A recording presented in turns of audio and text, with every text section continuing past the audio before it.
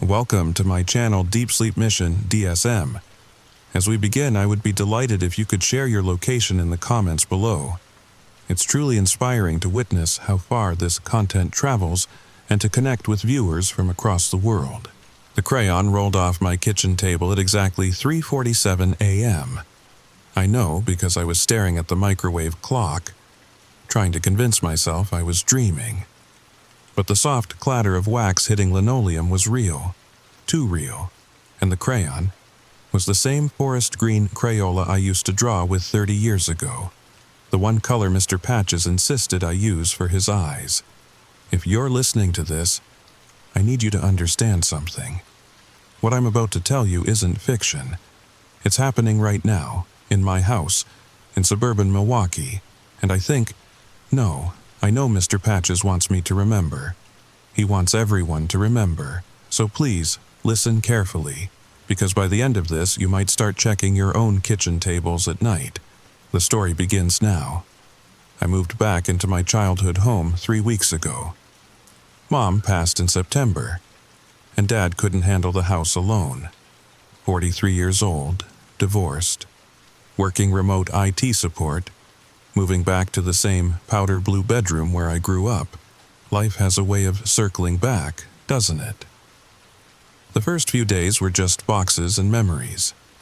Dad mostly stayed in his recliner, watching Wheel of Fortune with the volume too high. I'd make us grilled cheese sandwiches, the same way Mom used to, butter on the outside, extra crispy edges. We didn't talk much. What was there to say? It was on the 4th night that I found the first one. I was unpacking a box labeled Sarah's Room, Misk, when my fingers brushed something waxy at the bottom. A crayon, forest green, Crayola. The paper wrapper worn soft, like it had been held by small hands for hours. My hands. I stared at it, feeling something cold settle in my stomach. This box had been sealed since I left for college.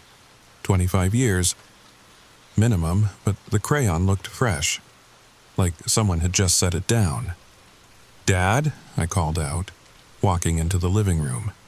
Did you go through any of my old boxes?" He didn't even look away from Pat Sajak. "Haven't touched anything in that room since your mother." His voice caught. "No, sweetheart, why?"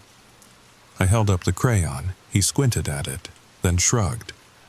"Probably just fell in there when we were packing. Your mom saved everything." But Mom had been meticulous, obsessive, even. She would have never let a random crayon contaminate a sealed box. I knew that, Dad knew that, but neither of us wanted to think about the alternative. That night, I couldn't sleep. The crayon sat on my nightstand, catching the moonlight through those same gauze curtains Mom had hung in 1987. I kept looking at it, remembering. Mr. Patches. God, I hadn't thought about him in decades. My imaginary friend from ages 4 to 7.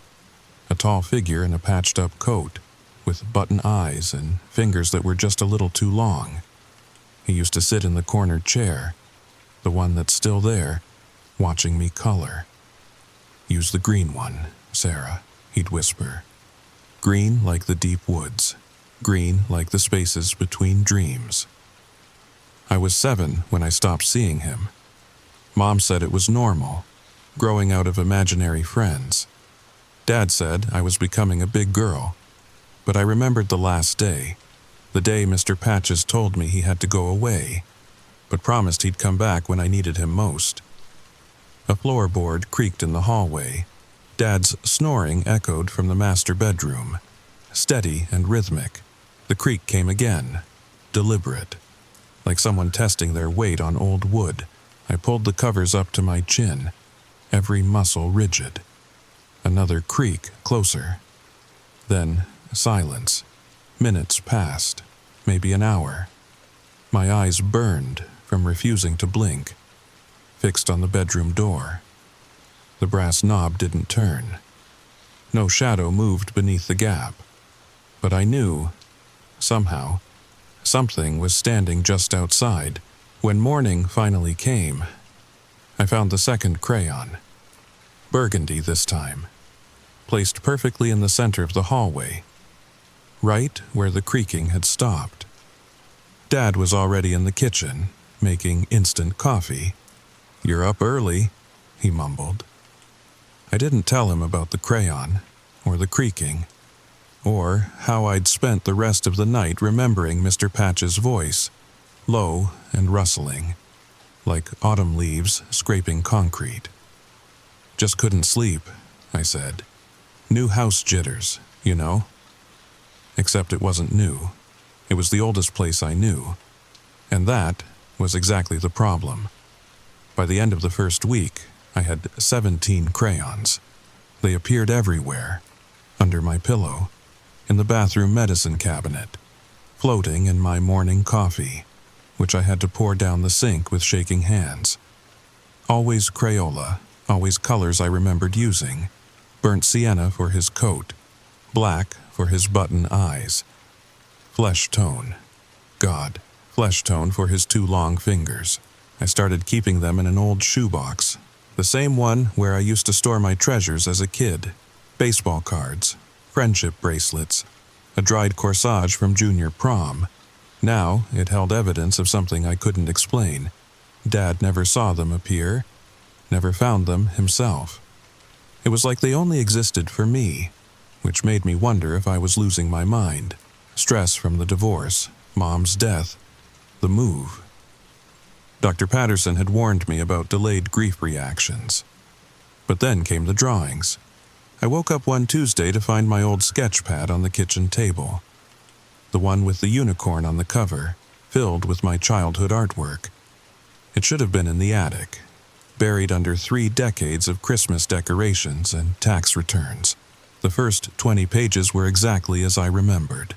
Stick figure families, lopsided houses with smoke curling from chimneys, a purple dog named Princess. Normal kid stuff. But the last pages, fresh drawings.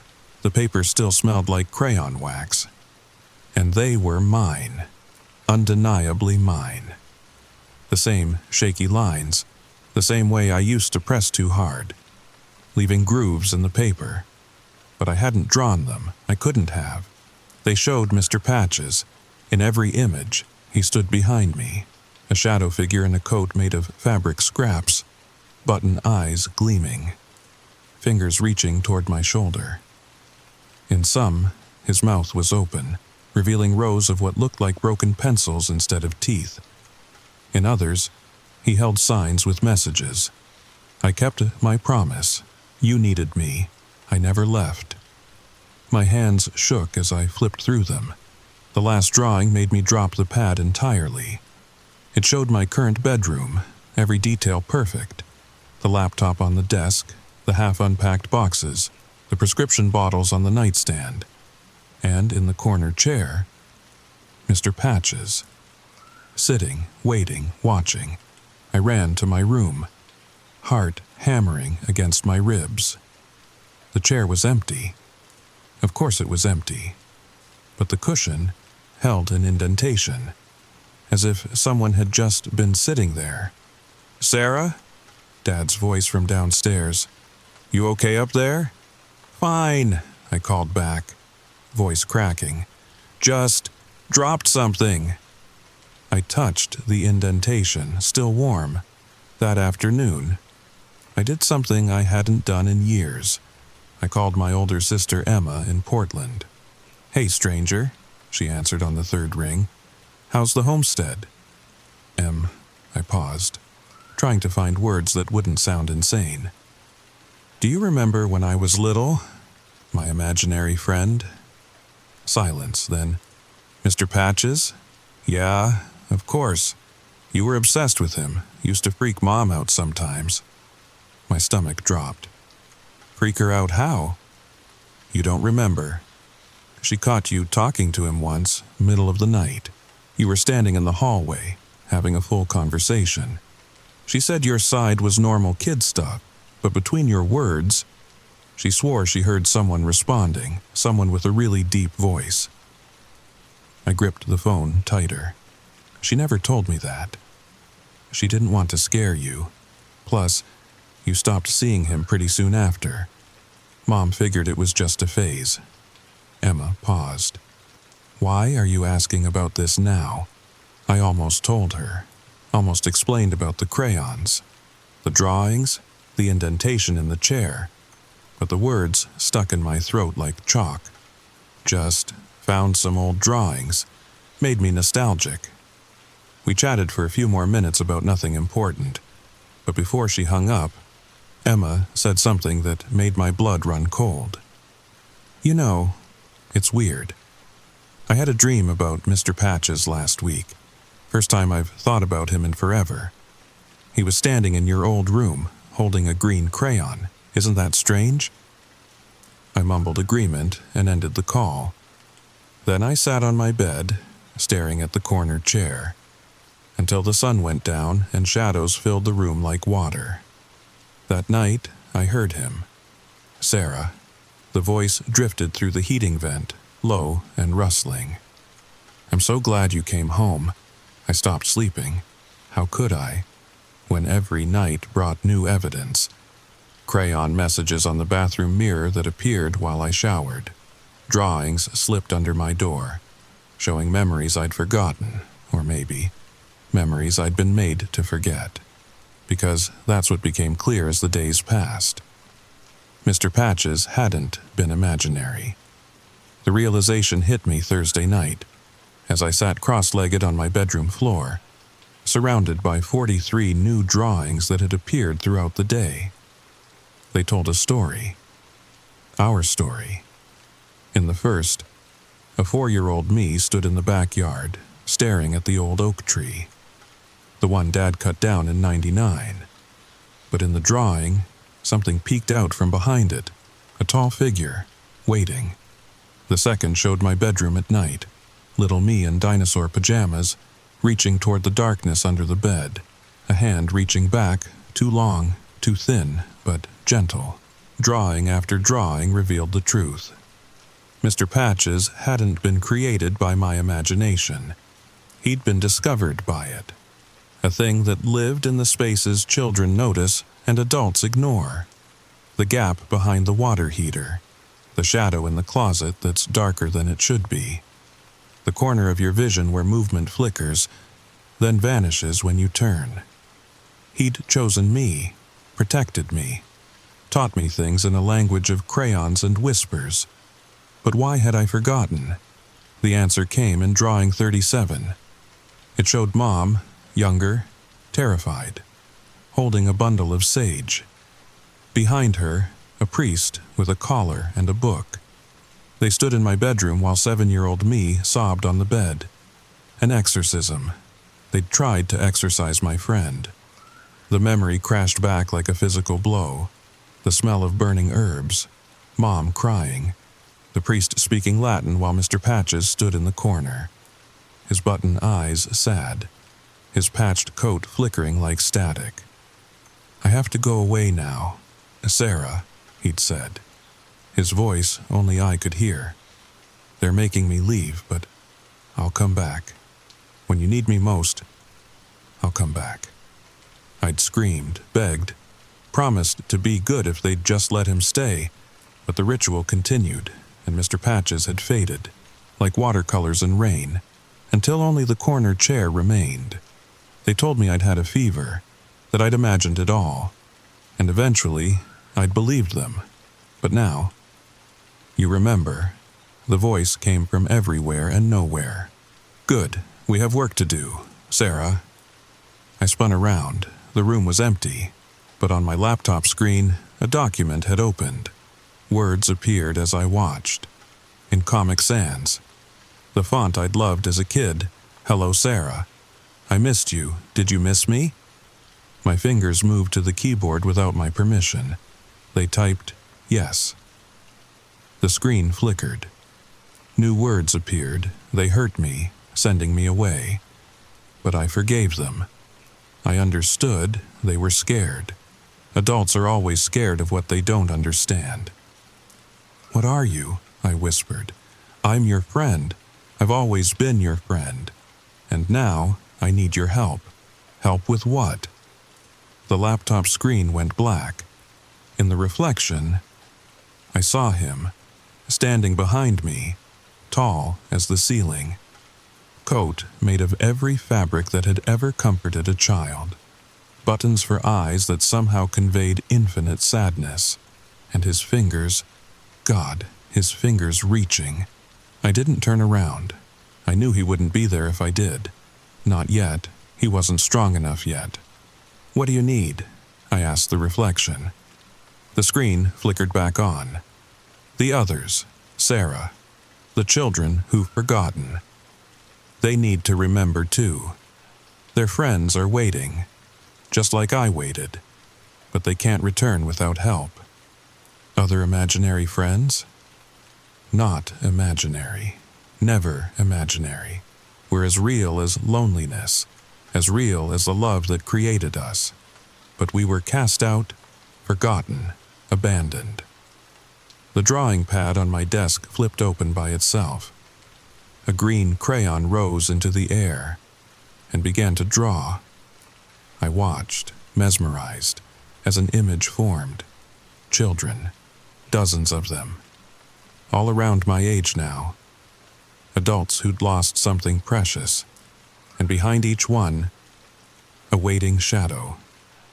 Friends relegated to the spaces between, desperate to return. "How?" I asked. "How do I help?" "Tell our story, make them remember. When enough believe, when enough remember, we can all come back." The crayon dropped. The laptop closed. And in the corner chair, for just a moment, I saw him clearly. Mr. Patches smiled with his pencil teeth and nodded toward the shoebox full of crayons. I understood. I started with the drawings. Late that night, I scanned every image, every crayon message, every piece of evidence. My hands moved with purpose now, guided by something between memory and instinct. Mr. Patches had taught me about sharing when I was small, how stories spread like seeds, taking root in ready minds. "Dad," I said the next morning, setting coffee in front of him, "I need to tell you something about when I was little." He looked up, really looked at me for the first time since I'd moved home. "What is it, sweetheart?" I told him everything, the crayons, the drawings, the memories flooding back.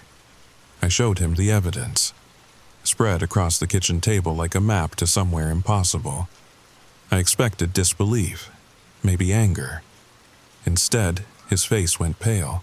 "I knew," he whispered. "God help me. I knew he was real. I could feel him sometimes, watching you, protecting you. But your mother was so scared." And the priest said, he rubbed his face, "What have we done?" "It's not too late," I said. "He says others need to remember too. Their friends are waiting." Dad stared at the drawings for a long moment. Then, "My brother had one. Called her Mrs. Moonlight. Silver hair and a dress made of cobwebs. He cried for weeks after she left. Would he remember? Only one way to find out. The calls started that afternoon. Dad to his brother, me to Emma, then to childhood friends I hadn't spoken to in decades. The conversations followed a pattern. Disbelief, then a pause, then, in voices small with wonder, they'd say a name. Mr. Buttons, the backward man, giggling Jenny, the keeper of lost things. They remembered. Emma flew in from Portland 2 days later. She brought photos, ones Mom had hidden in the attic. Pictures of me at 5, 6, 7, and in every one, if you looked closely, there was an extra shadow, a shape that didn't match the lighting, a presence the camera caught but eyes had learned to ignore. "I need to apologize," Emma said, tears running down her face. "I was jealous. You had Mr. Patches and I had no one. So, when Mom asked if I thought he was dangerous, I said yes. I'm the reason they sent him away." The crayon box on the counter opened by itself. A silver crayon rolled out, stopping at Emma's hand. "He forgives you," I said, though I didn't know how I knew. "They all forgive. They just want to come home." Word spread. Emma posted on social media, carefully at first. "Anyone else remember their childhood imaginary friend?" The responses poured in. Hundreds, then thousands. People sharing names, descriptions, memories they'd buried so deep they'd almost become dreams. A week later, local news picked up the story. Mass delusion or shared experience. Adults across Wisconsin remember imaginary friends. They treated it like a curiosity piece. But the comments section exploded. More stories, more names, more people saying, "I thought I was the only one." That night, as I lay in bed, the corner chair creaked. "Soon," Mr. Patches whispered. "Very soon now." But I should have known. Should have realized that not all the friends waiting in the shadows were like Mr. Patches. Some had been sent away for good reason. Some had been hungry in ways children couldn't understand. The first disappearance happened in Madison. A 45-year-old accountant named David Chen. His wife found his home office covered in crayon drawings, depicting something with too many teeth and eyes like holes. David was gone. Only his clothes remained, arranged in the shape of a child's stick figure on the floor. Then Milwaukee. A kindergarten teacher who'd posted about remembering her friend, the tall walker. Her apartment door was found open, walls covered in backwards writing. The only witness was a neighbor's child who said he saw the bendy man leading her away. Fear replaced wonder. The news shifted tone. Imaginary friend hysteria linked to disappearances. Parents called schools, demanding to know if their children had invisible friends. Support groups formed for adults afraid to sleep, afraid to remember. But it was too late to stop what we'd started. The veil was already torn. I found Dad in the living room at 3 a.m., talking to empty air. "I'm sorry," he was saying. "I'm so sorry. We let them take you away." "Dad?" I stepped closer. "Who are you talking to?" He turned to me, eyes wet with tears. "My friend. From before your mother, I never told anyone. His name is Quiet Tom, and he..." Dad's voice broke. "He says he forgave me years ago. Says he's been waiting in the basement all this time, waiting for me to remember." The basement door creaked open. Dad stood, moving like a sleepwalker. "He wants to show me something. Something important." "Dad, wait." But he was already descending the stairs. I followed, heart pounding. The basement was exactly as I remembered. Except for the corners. The corners were too dark. Too deep. Like someone had cut holes in reality and forgotten to patch them. Dad stood in the center of the room, staring at nothing. Or not nothing. Because as my eyes adjusted, I saw them. All of them. Mr. Patches by the water heater. Mrs. Moonlight near the washer. The backward man walking up the wall. Dozens of them, maybe hundreds. Friends pulled from the spaces between, drawn by memory and need and 30 years of accumulated loneliness. "Aren't they beautiful?" Dad whispered. Some were. Mr. Patches raised a too long hand and waved. His button eyes crinkled with what might have been joy. Others danced or spun or simply stood, grateful to exist again. But others had changed in their exile, grown strange, grown hungry, grown into things that should have stayed forgotten. "We need to be careful," I said. "Some of them, I don't think they're safe anymore." Mr. Patches moved closer. When he spoke, his voice was sad. "You're right, Sarah. Some of us broke while we were away. The loneliness, it changes you, twists you. We tried to warn them, but they were so eager to return. Can you stop them?" "No, but you can." He pressed something into my hand. A crayon. Not green this time, white, the color of forgetting. Draw them back, he whispered. The dangerous ones. Draw them into the spaces they came from. It's the only way. What about you? My voice cracked. What about the good ones? We'll help. We'll hold them while you work. But Sarah, his button eyes met mine. When you're done, you'll have to draw us too, all of us.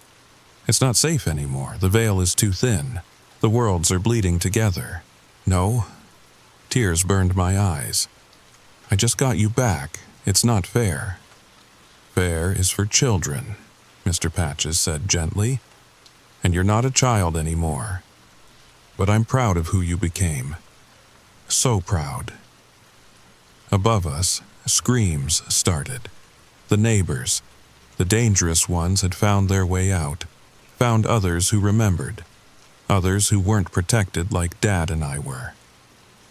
I gripped the white crayon. Will I forget again? Not this time. You'll remember. And when you're old, when your time comes, I'll be waiting. We all will. In the place where forgotten things go, and then we'll have forever. There was no time for goodbyes. The screaming was spreading. I ran upstairs, grabbed the sketch pad, and began to draw. My hands moved with muscle memory from 30 years ago. But now, I drew with purpose, with intent. I drew David Chen's friend back into its darkness. Drew the tall walker into a door that led nowhere. One by one, I trapped the broken ones, the hungry ones, the ones who'd learned to hate during their exile. The good ones helped. They held their twisted brothers and sisters, whispered comfort as I erased them.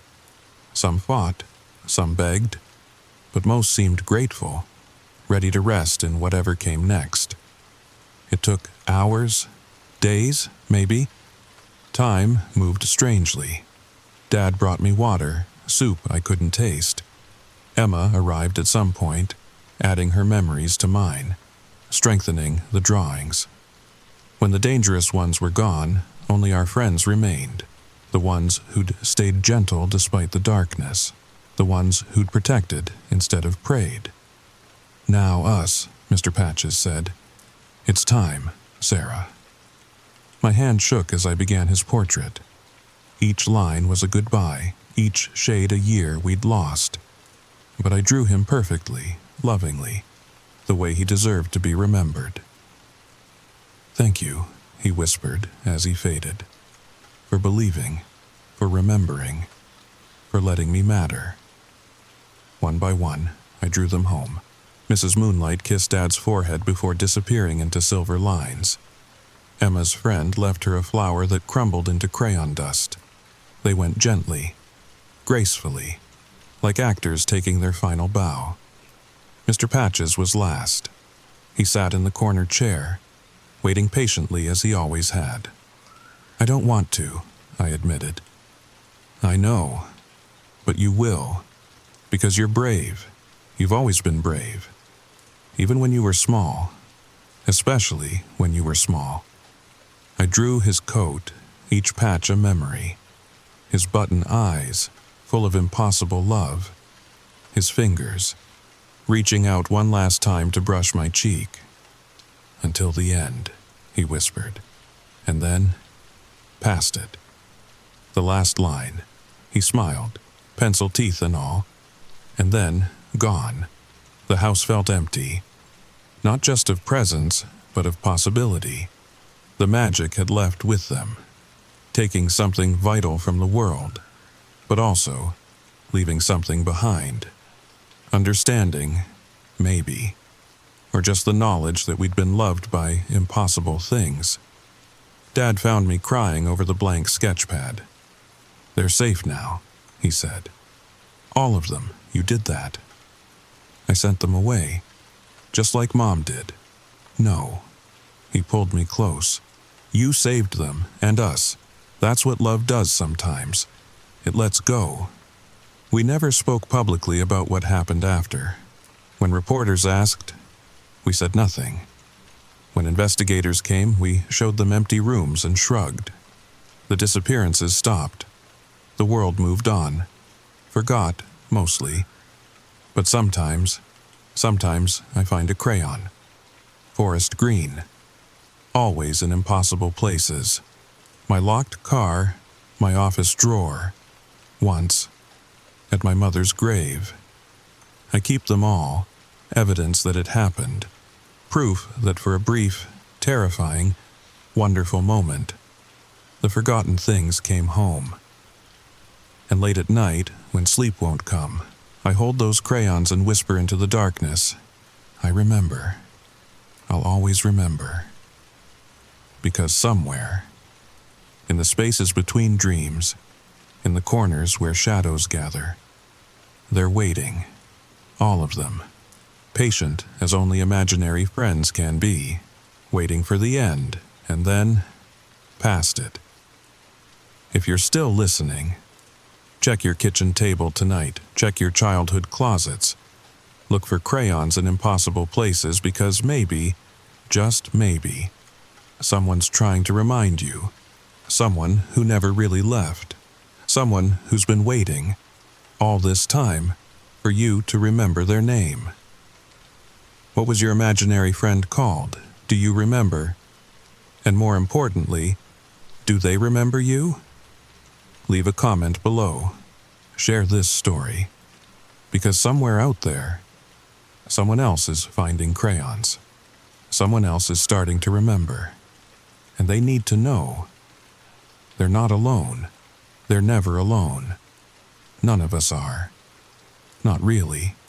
Not when the forgotten thing are always and always watching sweet dreams. Story number 2. Listen closely. Because what I'm about to tell you might save your life. Or it might make you question every shadow you see from the corner of your eye. Either way, you need to hear this. My name is Sarah Mitchell, and for the past 3 months I've been living with something that shouldn't exist. Something that watches me. Something that waits. Something that only appears when I'm not looking directly at it. But before I tell you my story, I need you to do something for me, right now. Look straight ahead at your screen. Don't move your eyes. Now, without turning your head, what do you see at the edges of your vision? That dark shape by your door? That movement near the window? Are you absolutely sure it's nothing? Good. Now you understand. Now you're ready. And now, the story begins. It started on a Tuesday evening in my apartment in Portland, Oregon. October rain hammered against my windows while I sat at my kitchen table, grading papers from my 4th grade class. The stack seemed endless. Red pen marks bleeding across homework assignments about state capitals and multiplication tables. That's when I saw it. Just a flicker. A shadow sliding past my kitchen doorway. Dark. Quick. Wrong, somehow. I looked up from Tommy Henderson's creative spelling of Sacramento, but the doorway was empty. Just the dim hallway beyond, lit by the weak bulb I kept meaning to replace. Probably just tired, I thought. Too much coffee. Too many late nights. I went back to grading, but my hand trembled slightly as I corrected Sacramento to Sacramento. 10 minutes later, it happened again. This time, the shadow lingered, hovering at the edge of my vision like smoke. Like something waiting. I could feel it there, watching me. The sensation crawled across my skin like ice water. I whipped my head toward the doorway. Nothing. Just that empty hallway. That flickering bulb. That silence broken only by rain and my own breathing. But here's the thing, and this is important. The shadow didn't disappear when I turned. It didn't vanish or fade away. It moved. Slithered to the other side of my vision. Always there, always just out of direct sight. I stood up so fast my chair scraped against the linoleum. "Hello?" My voice cracked. "Is someone there?" The apartment answered with silence. I grabbed my phone, checked the locks, even looked in the closets like some scared kid checking for monsters. Everything was normal, everything was fine, except it wasn't. Because when I sat back down, when I tried to focus on those papers again, the shadow was still there, lurking in my peripheral vision like a patient predator. That night, I barely slept. Every time I closed my eyes, I felt it watching. Every time I opened them, I caught glimpses of darkness where darkness shouldn't be. By morning, I'd convinced myself it was just stress, just exhaustion, just my imagination running wild. The next day at school, I threw myself into teaching. 23 9-year-olds demanding attention was usually enough to drive any other thoughts away. We were doing a unit on Oregon history, Lewis and Clark, the Oregon Trail, pioneer settlements. Miss Mitchell, Emma Chen raised her hand during story time. Why did the pioneers travel at night sometimes? To avoid the heat, I explained, pulling down the map. The desert portions could be. I stopped mid-sentence, because there, at the edge of my vision, between the reading corner and the coat hooks, the shadow stood, taller than last night, more defined, and it wasn't alone. Smaller shadows flickered around it, child-sized, moving in ways that made my stomach lurch. "Miss Mitchell?" Emma's voice seemed far away. "Are you okay?" I forced myself to look directly at the reading corner. Nothing there but beanbags and picture books and the papier-mâché planets we'd made last month. "I'm fine," I lied, turning back to the class. 23 pairs of eyes stared at me with concern. "Just thought I saw something." "I see things sometimes too," whispered Marcus Rodriguez from the back row. "In the corners. Dark things that move funny." Half the class nodded in agreement. Children always see them first. I was wrong. The next few weeks became a waking nightmare of glimpses and shadows. The thing, whatever it was, grew bolder, more persistent. At first, it only appeared in my apartment. Always in doorways, always at the edges, always moving when I tried to look directly at it. But then it followed me. I was at Trader Joe's reaching for organic bananas when I saw it sliding between the aisles. Just a dark shape. Taller than before, more defined, like someone had taken a shadow and given it substance. My hand froze inches from the bananas. A woman with a crying toddler pushed past me, muttering about people blocking the produce section. But I couldn't move, couldn't breathe, because the shadow, it was different now. It had a shape, almost human, but wrong. Too tall, too thin, joints that bent in ways that made my stomach turn. "Ma'am, are you okay?" The Trader Joe's employee, a kid with a name tag reading Tyler, was staring at me with concern. I realized I'd been standing there for who knows how long, hand outstretched, trembling. I'm fine." The lie tasted bitter. Just remembered I forgot something. I abandoned my half-full cart and practically ran to my car. But even there, with the doors locked and 21 pilots blasting from my speakers, I could see it, crouched in the back seat, visible only in the rearview mirror's edge. I drove home with my eyes locked straight ahead, knuckles white on the steering wheel. That's when I started keeping a journal, documentation, evidence. Proof that I wasn't losing my mind. Day 8. Saw it at school today during recess duty. Standing by the swings. None of the kids seemed to notice. That entry was a lie. Some of the kids did notice. They'd stopped playing, staring at the empty space where I saw the shadow. Little Ava Thompson had started crying, pointing at the tall man with too many elbows. Day 11. It's getting clearer. I can make out limbs, too many joints, moves like a spider pretending to be human. Day 15. Woke up at 3 a.m. It was in my bedroom doorway. Taller, darker. I think it's growing. Day 18. Found scratch marks on my bedroom door frame. 5 parallel lines too high for me to reach. Landlord says they've been there for years. They weren't there yesterday. Day 22. The Peterson family in 3B moved out suddenly. Said there was a mold problem. But I saw Mrs. Peterson's face when she carried boxes to the U-Haul. She kept looking over her shoulder at shadows that weren't there. Or were they? But the worst part, the absolute worst part, I started noticing something else in those journal entries.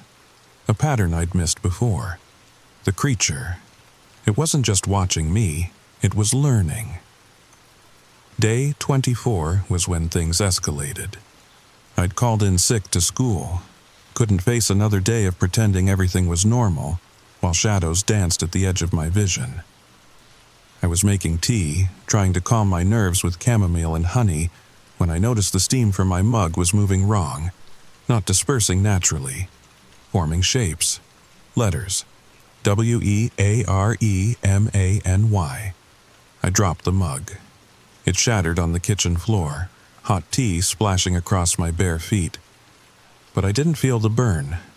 Couldn't feel anything but the cold terror creeping up my spine. Because the broken ceramic pieces, they'd arranged themselves into a pattern, a circle with too many lines radiating outward, like a child's drawing of a spider, or a hand with too many fingers. I grabbed my phone to take a picture, but the screen went black. Dead, even though I'd just charged it.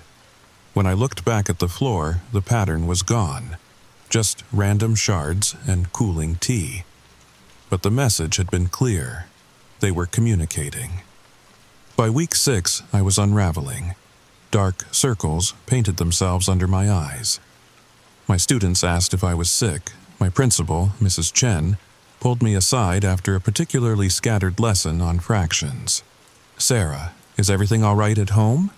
Her voice was gentle but firm. "You seem distracted lately." How could I explain? How could I tell her that something impossible was stalking me? That shadows had teeth and patience and purpose? "Just haven't been sleeping well," I said, another half-truth to add to my collection. "I'll be fine." But I wouldn't be fine, because that night everything changed. I was brushing my teeth, mint foam dripping, when I noticed something in the bathroom mirror.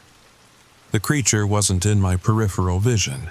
It was behind me, standing in the bathtub, visible in the mirror's reflection, but not when I spun around. The bathtub was empty, but in the mirror it stood there, 7 feet tall, limbs like broken tree branches, and a face. God, that face. It wasn't a face. It was an absence, a void where features should be. Looking at it was like staring into a black hole shaped like a person. I stumbled backward, toothbrush clattering into the sink. The thing in the mirror tilted its head, neck extending at an impossible angle, and I swear I heard it. Not with my ears, but in my mind. A whisper like static, like tuning into a dead radio station. Finally, you can see me properly. I ran, grabbed my keys and my phone and ran. Spent the night in my car in a Walmart parking lot, jumping at every shadow, every movement. But here's what I didn't tell you. What I couldn't write in my journal because writing it made it real. The Walmart parking lot wasn't safe either. Every car that pulled in after midnight, the drivers moved wrong, jerky, like marionettes. They'd park, sit in their cars for exactly 13 minutes, then drive away. And in those 13 minutes, I'd see them in my peripheral vision.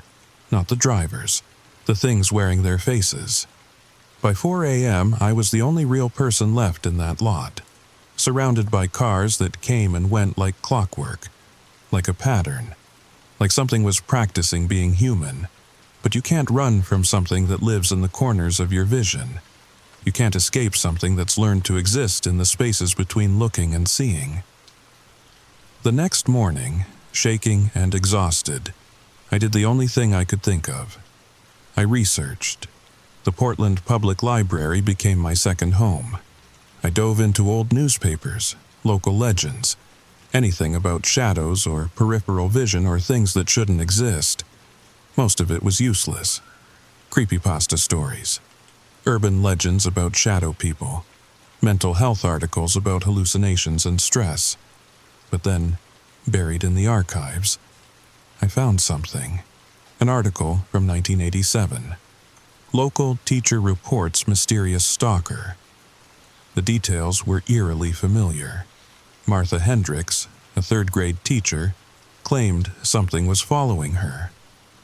Something that only appeared in her peripheral vision. Something that grew stronger and closer over time. The article ended with an update. Martha Hendricks had disappeared 3 months after her initial report. Her apartment was found empty. No signs of struggle, no note. Just gone. But there was more, so much more. I found 17 similar cases going back to 1953. Always teachers. Always in Portland. Always the same pattern. Shadows in peripheral vision.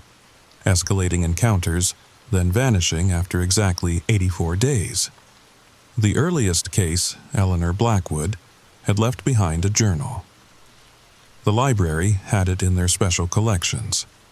Reading it required gloves and supervision, but the elderly librarian, Miss Foster, seemed to understand my urgency. "Looking into the disappearances?" she asked, her voice barely above a whisper. My mother knew Eleanor, said she changed in those last weeks, said her shadow moved independently. Eleanor's journal was devastating in its familiarity. Day 1. Strange shadow in classroom, children upset. Day 15. It follows me home, stands in doorways. Day 30. Mirrors show things that aren't there. Or are they? Day 60. They speak to me now. They say I'm almost ready. Day 83. Tomorrow they come. I understand now. We were never meant to see only forward. Peripheral vision is a gift, a doorway, and I'm the key. The last entry was different. The handwriting changed, became something else. Day 84. She's with us now, teaching others to see. You will too, reader, when your time comes. My hands shook as I photocopied the pages because if this pattern held, if all these teachers had experienced the same 84-day countdown, I checked my journal. Day 67. I had less than 3 weeks left. That night, I made a decision. If I was going to disappear, if this thing was going to take me, I wasn't going quietly. I set up cameras in my apartment, started live streaming my experiences, posted in forums about paranormal encounters. I needed witnesses, needed proof, needed someone, anyone, to believe me. Most people thought I was having a breakdown. The comments ranged from concerned to mocking, but a precious few, they understood. I see it too, one commenter wrote. Started 3 weeks ago, getting closer. Check your mirrors, wrote another. It feeds on being unseen, being unbelieved, document everything. But the comment that chilled me to my core was simple. It's not following you, it's herding you. Herding me? Toward what? The answer came from an unexpected source. A private message from someone calling themselves knows the pattern. Sarah, I've been where you are. Day 73 to be exact. The shadows, the mirrors, the countdown, it's all real. But it's not what you think. They're not hunting us. They're recruiting us. Who are you? Someone who escaped, or thought I did. There's a way out, but you won't like it. Can we meet? I agreed immediately. Desperate times and all that. We met at a 24-hour diner on Burnside. Public, well-lit, safe. The person who showed up was a woman in her 40s, graying hair, teacher's cardigan. Normal, except for her eyes. They never stopped moving. constantly scanning the edges of her vision. Catherine Patterson, she introduced herself. 4th grade, Lincoln Elementary, 2019. I recognized the name from my research. Another disappeared teacher. But you're here. You escaped? She laughed, but there was no humor in it. Escaped? No. I made a deal. They let me stay on this side, and in exchange, I helped them find others, teachers specifically. We see differently, you know. All that time watching 20-plus kids at once. We develop enhanced peripheral vision. Makes us perfect conduits. Conduits for what? She leaned forward, voice dropping. They exist in the spaces between, neither here nor there. They need anchors to cross over fully. Teachers make the best anchors because we're used to seeing everything at once, noticing the unnoticed. So you're helping them? I'm surviving, and I'm offering you the same chance. Work with them, help them find others, or disappear on day 84 like all the rest. I stared at her, revulsion and hope warring in my chest. There has to be another way. There is, she said quietly, but it's worse. You can spread the sight, make others see them. The more people who can see them, the less power they have over any one person. But Sarah, everyone you infect with this sight, they start their own 84-day countdown. My blood ran cold. The children in my class, the ones who said they saw shadows, already started. I'm sorry, that's how it spreads. That's why it's always teachers who disappear. We infect entire classrooms without meaning to. I stood to leave, but she grabbed my wrist. Her touch was ice cold. Day 84 is coming whether you accept it or not. The only question is, do you disappear alone or do you take others with you? I yanked my hand away and fled. But her words followed me home, followed me into my dreams. The children in my class. Had I already doomed them? Day 74. 1 week before Martha Hendricks vanished. I'd stopped going to work, stopped answering calls. My world had shrunk to my apartment, my cameras, and the constant presence lurking just out of sight. But something else had started happening. Something that made everything worse. Other people were beginning to see it too. My neighbor, Mr. Kowalski, a retired plumber who'd lived in the building for 20 years, knocked on my door one morning. His usually steady hands shook as he held a cup of coffee. "Sarah," he said, his voice barely above a whisper. "There's something in the hallways, something wrong. I keep seeing shadows that move wrong." I wanted to tell him, wanted to warn him, but Catherine's words echoed in my mind. Everyone you infect starts their own countdown. "Maybe you need new glasses," I said, hating myself for the lie. "The lighting in this building is terrible." He nodded slowly, but his eyes said he knew I was lying. 2 days later, his apartment was empty. The landlord said he'd moved out suddenly. Family emergency.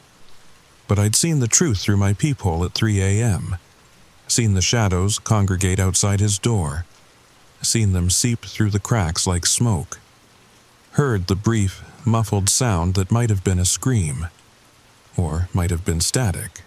The creature had evolved. No longer content to hover at the edges, it had begun interacting. Objects moved when I wasn't looking. Words appeared on my bathroom mirror in the steam. Always the same message, stop looking away.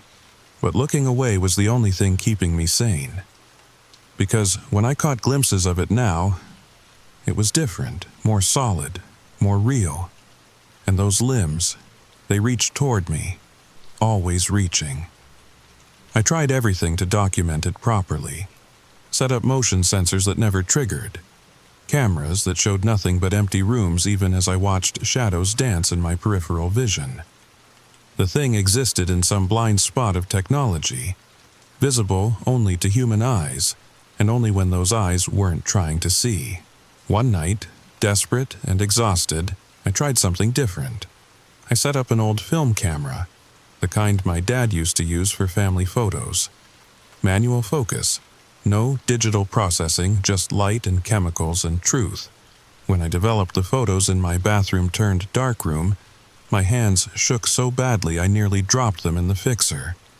The pictures showed my empty apartment, but not empty.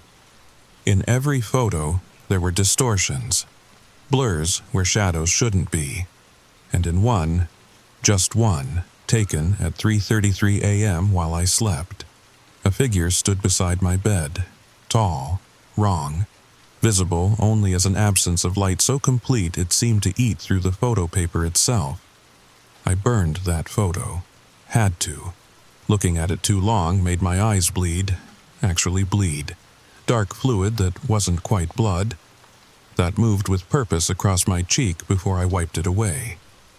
The live streams had gained a following, dozens of people tuning in to watch me slowly lose my mind, or so they thought. But some believers emerged, people who'd seen their own shadows, who understood the terror of something that existed in the spaces between. One viewer, username Knows the Pattern, had been particularly helpful. They'd sent me links, research, stories of others who'd experienced this phenomenon. According to them, the creature wasn't one entity but many. They existed in a parallel space, a dimension that overlapped with ours only at the edges of perception, and they were always looking for a way in. They need an anchor, Knows the Pattern messaged me. Someone who can see them, who believes, who fears. You're not being hunted, you're being prepared. Prepared for what? I started digging deeper into Knows the Pattern's history. Their post history went back years, always on threads about peripheral vision phenomena, always helpful, always knowing just a little too much. Then I found it.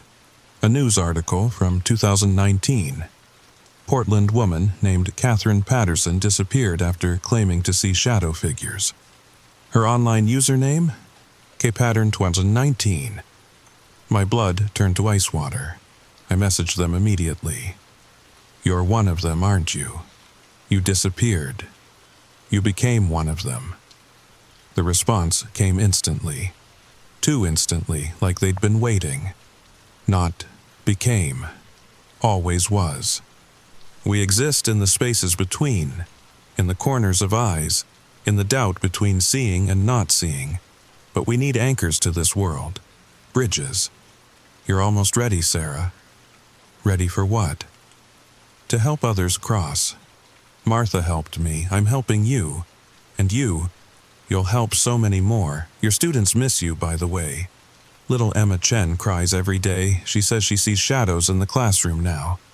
Children always see us first. My laptop slammed shut on its own.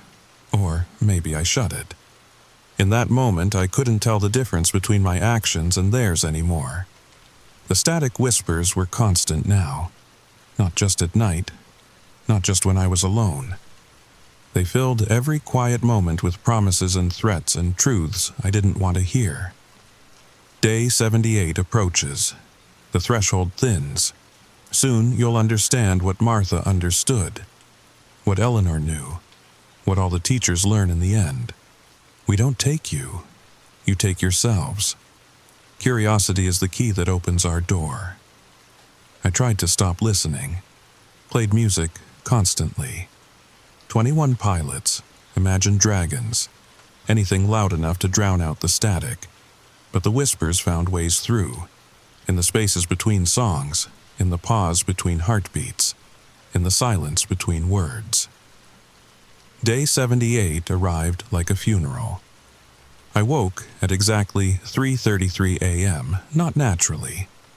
Something had woken me. A sound like breathing that wasn't breathing. Like wind through broken glass. My bedroom was dark, but I could see them. Not just one creature. Dozens. Filling every corner, every shadow, every space my direct vision couldn't reach. A congregation of impossibilities. And in my mirror, in every reflective surface, They stood behind me, surrounding my bed, reaching with those wrong-jointed limbs. But this time I could see more than just their shapes. I could see what they really were. Teachers, all of them. Every shadow was a teacher who'd been taken, who'd crossed over, who'd become something else. I recognized faces in the void. Martha Hendricks, Eleanor Blackwood, others from my research, and newer ones, fresher ones. Mr. Kowalski was there, still becoming, still transforming. Half shadow, half man, caught between worlds. I couldn't move, couldn't scream, could only lie there as the static whisper filled my mind. You are the bridge, the door. Through your sight we cross. Through your fear we feed. Through your belief we become. But we offer a choice. Join us willingly and keep some semblance of self. Fight us and become nothing but shadow and hunger. Choose. That's when I understood. Martha Hendricks hadn't disappeared. She'd been transformed, pulled into that peripheral space, made into one of them. And in 6 days it would be my turn. Unless I found another way. The shadows writhed, waiting for my answer. But I had no answer to give. I need time, I whispered into the darkness. Please, just give me until day 84. Let me choose on my own terms. The static rose to a crescendo, like 1,000 voices arguing in languages that predated words. Then, silence. When I opened my eyes again, my room was empty. But I knew they hadn't gone far. They never did. Day 79. 5 days left. I couldn't stay in my apartment anymore. Every surface reflected their presence. Every shadow held their promise. So I did what any rational person would do. I fled to the brightest place I could find. The 24-hour laundromat on Division Street became my sanctuary. Fluorescent lights harsh enough to banish shadows. The constant rumble of washers and dryers drowning out whispers. Other people, insomniacs and shift workers, providing witnesses. I sat there with my laptop, streaming to my growing audience. The view count had reached thousands. People from all over the world tuning in to watch a teacher lose her mind in real time. Or maybe they were tuning in because they saw them too. The comments section had become a confessional. Day 12 here. They're in my mirrors now. My daughter's teacher disappeared last month. Now my daughter sees things. I'm a kindergarten teacher in Boise. It started 2 weeks ago. How do I make it stop? I wanted to help them, wanted to warn them. But what could I say?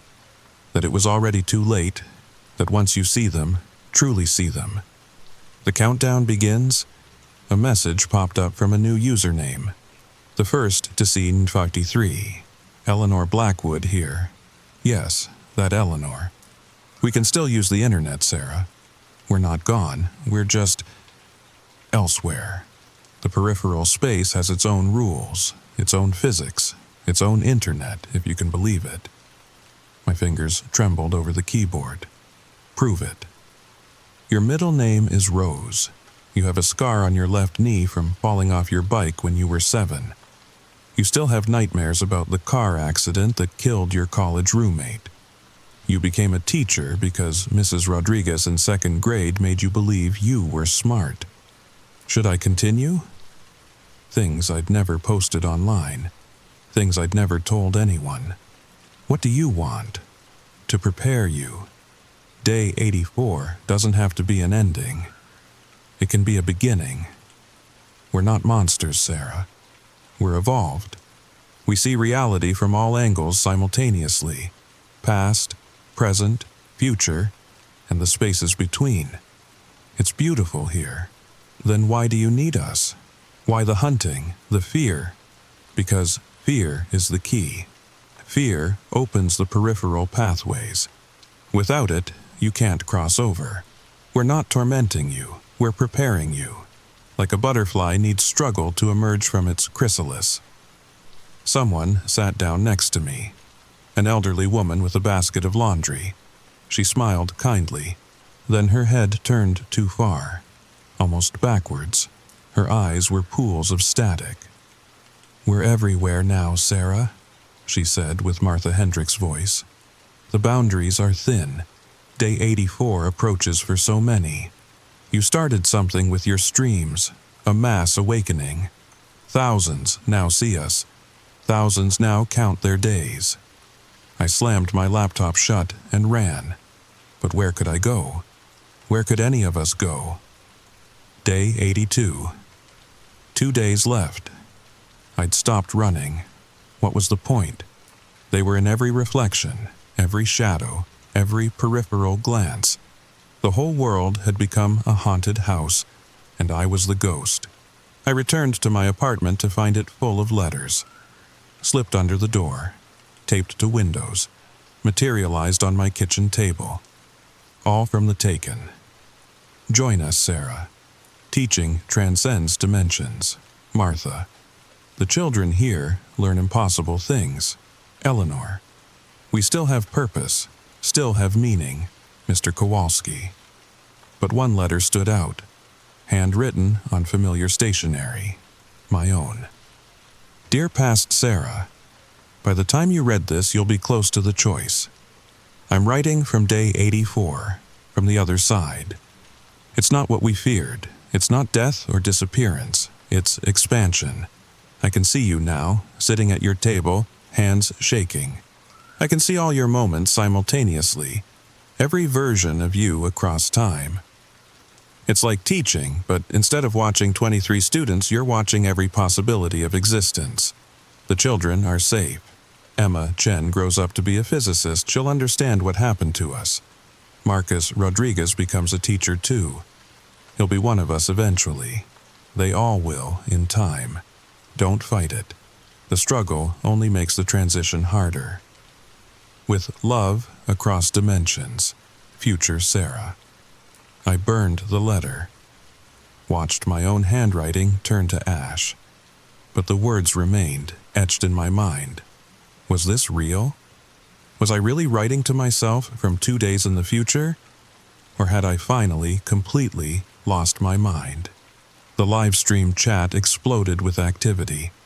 Viewers claiming they'd received similar letters. Teachers around the world reporting their own countdowns. The peripheral plague spreading exponentially. And through it all, one message repeated from dozens of usernames. The convergence comes. Day 84 for all. The teaching never ends. I'm writing this on day 83. Tomorrow marks 3 months since I first saw the shadow in my doorway. If the pattern holds, tomorrow night they'll try to take me. But I have a plan. You see, Knows the pattern sent me one last message. One last piece of the puzzle. They can only take you if you're alone. If no one's watching. If no one believes. But if others see, if others know, their power breaks. So I'm not going to be alone. I've invited everyone, every follower, every believer, every person who's seen their own shadows move. Tomorrow night, we're having a gathering, a vigil. 37 people have confirmed they're coming, 37 witnesses to whatever happens next. I spent today preparing, salt lines at every doorway, not because I think they'll work, but because ritual gives us comfort. Candles everywhere, not for protection but for light. No shadows in light, right? Wrong. As I write this, it's 9 p.m. on day 83. The first guests should be arriving soon, but something's off. The shadows aren't avoiding the candlelight, they're drawn to it, dancing in the flickering edges where light meets dark. And in those dancing shadows, I see faces. Martha Hendricks, Mr. Kowalski, Catherine Patterson, dozens of others. All the missing, all the taken. They're trying to tell me something, their mouths moving in the shadow dance, but I can't. I won't look directly at them. My phone keeps buzzing. Messages from people saying they're on their way, but when I check the parking lot from my window, it's empty. When I listen at my door, the hallway is silent. The only sounds are the candles crackling, and something else. Something like breathing that isn't breathing. Like whispers that aren't words. Like static forming sentences in my mind. They're already here, Sarah. They've always been here. In every shadow you've ever glimpsed. Every movement you've dismissed. We are the spaces between seconds. The pause between heartbeats. The darkness between blinks. And tonight you join us. Maybe it's crazy. Maybe I'm just delaying the inevitable. But maybe, just maybe, being seen is the key to staying invisible to them. It's 11:47 p.m. now. Day 83 is almost over. I can hear people arriving outside, car doors slamming, voices in the hallway, real human voices that push back the static whispers. Or, wait, the voices. They're all saying the same thing, in perfect unison. We're here for the teaching, Sarah. We're here for the convergence. The creatures are agitated. I can see them writhing in my peripheral vision, more active than ever. They know their time is running out, or maybe mine is. I just checked my camera feed. The hallway is full of people, all standing perfectly still, all facing my door, all with their heads tilted at that impossible angle. Either way, in 13 minutes, we'll find out. But before I go, before I face whatever comes next, I need you to remember something. Those shadows at the edge of your sight, those movements you dismiss as tricks of the light, they might be nothing, or they might be waiting, watching, growing stronger every time you look away. So whatever you do, don't let them know you can see them, don't acknowledge them, and whatever happens, don't end up like me. Wait, something's wrong. The people outside, I can hear them through my door, but when I look through the peephole, the hallway is empty. When I check my phone, there are no messages confirming arrivals. When I look at my computer screen, the live stream shows only me, alone, surrounded by shadows that grow more solid by the second. The candles are going out one by one, not blown out, absorbed like the darkness is eating the light. My laptop screen flickers. A message appears typed by invisible hands. Did you really think you could gather witnesses? Did you really think anyone would come? We've been every commenter, every supporter, every story of shared experience. You've been alone since day one, Sarah, talking to shadows, streaming to the void, teaching emptiness. But not anymore. The knocking starts. Soft at first, then louder. Not just at my door. At every surface.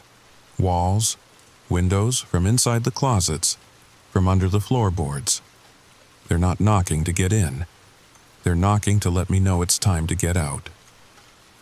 Nose. The pattern just sent one final message.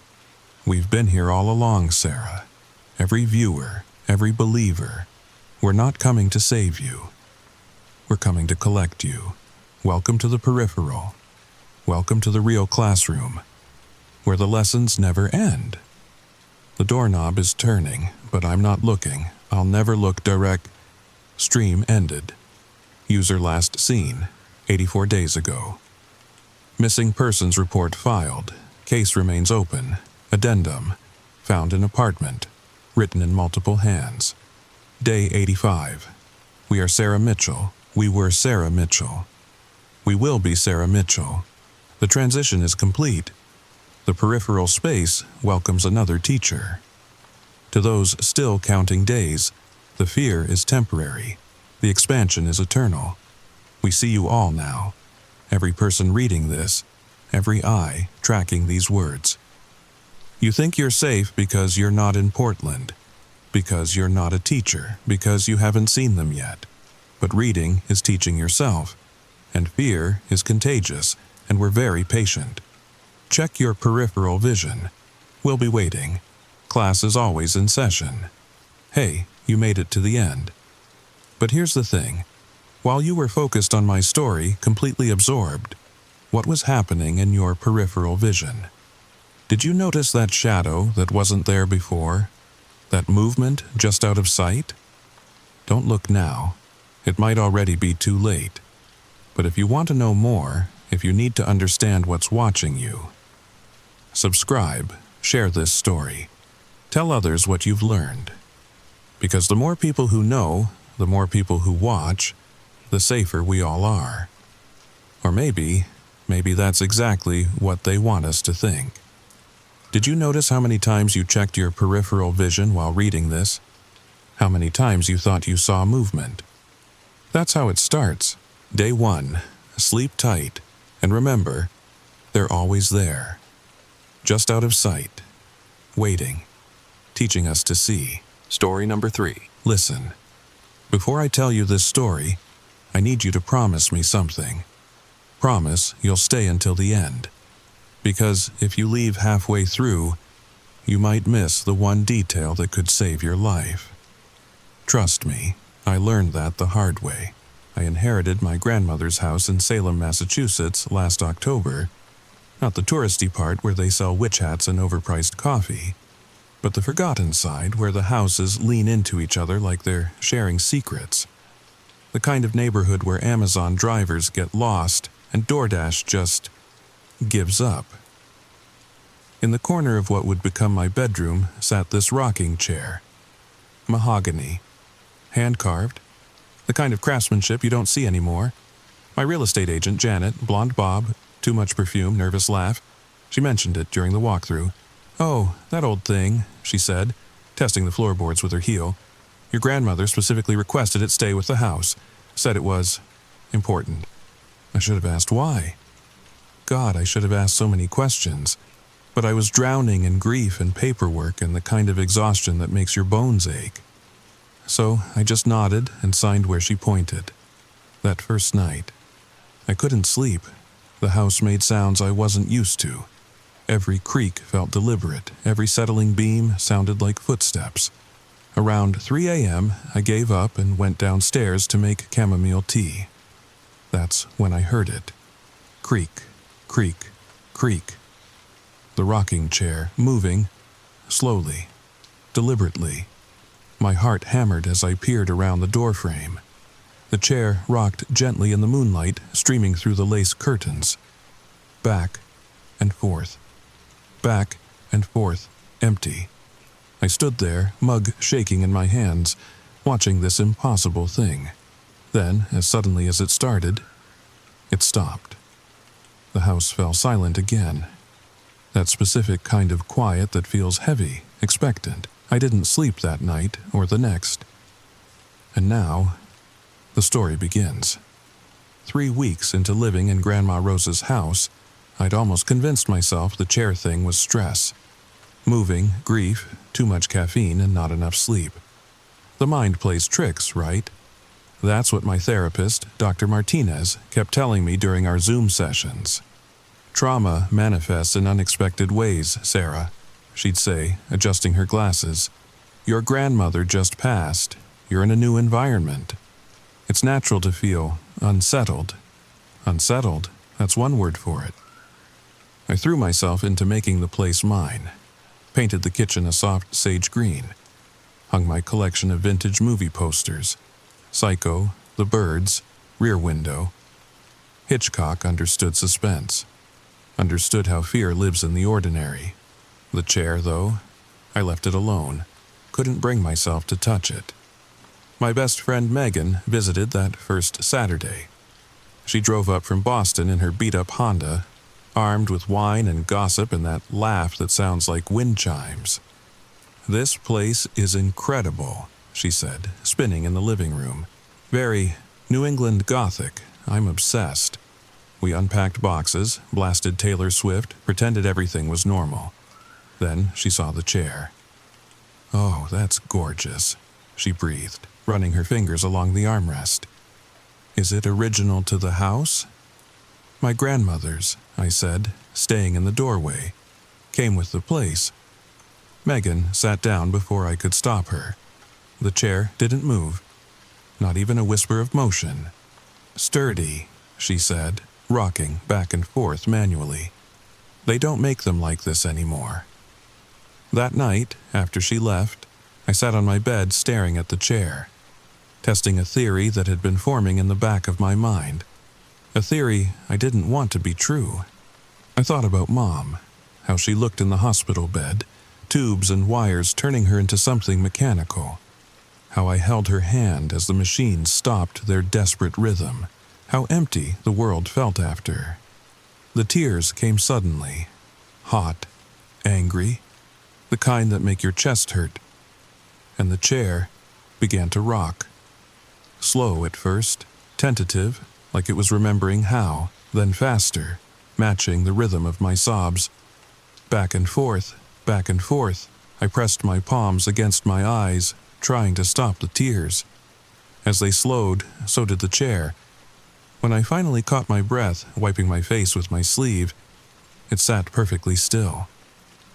"What are you?" I whispered. The chair, of course, didn't answer, but I had my theory now, and I hated that I was right.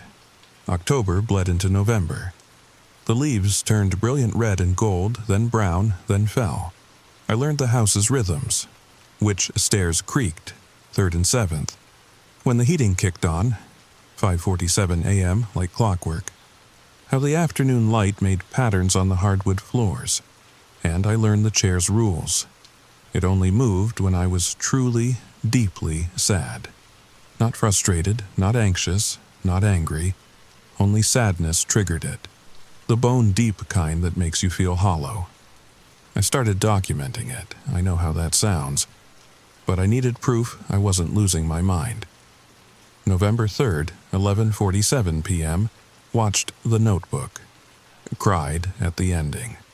Chair rocked for 7 minutes. November 8th, 2:15 a.m., nightmare about Mom. Woke up crying. Chair already moving when I opened my eyes. November 12th, 6:30 p.m., found Mom's voicemail saved on my phone. Played it twice. Chair rocked violently for 23 minutes. The correlation was undeniable, but correlation isn't causation. That's what they teach you in college. Just because two things happen together doesn't mean one causes the other. So I tested it. I sat in my bedroom one night with onions. Fresh white onions from the Stop and Shop down the street. Cut them slowly, letting the fumes burn my eyes until tears streamed down my face. The chair didn't move. I tried watching sad movies without letting myself get emotionally invested. Focused on the cinematography, the acting choices, anything but the story. Nothing.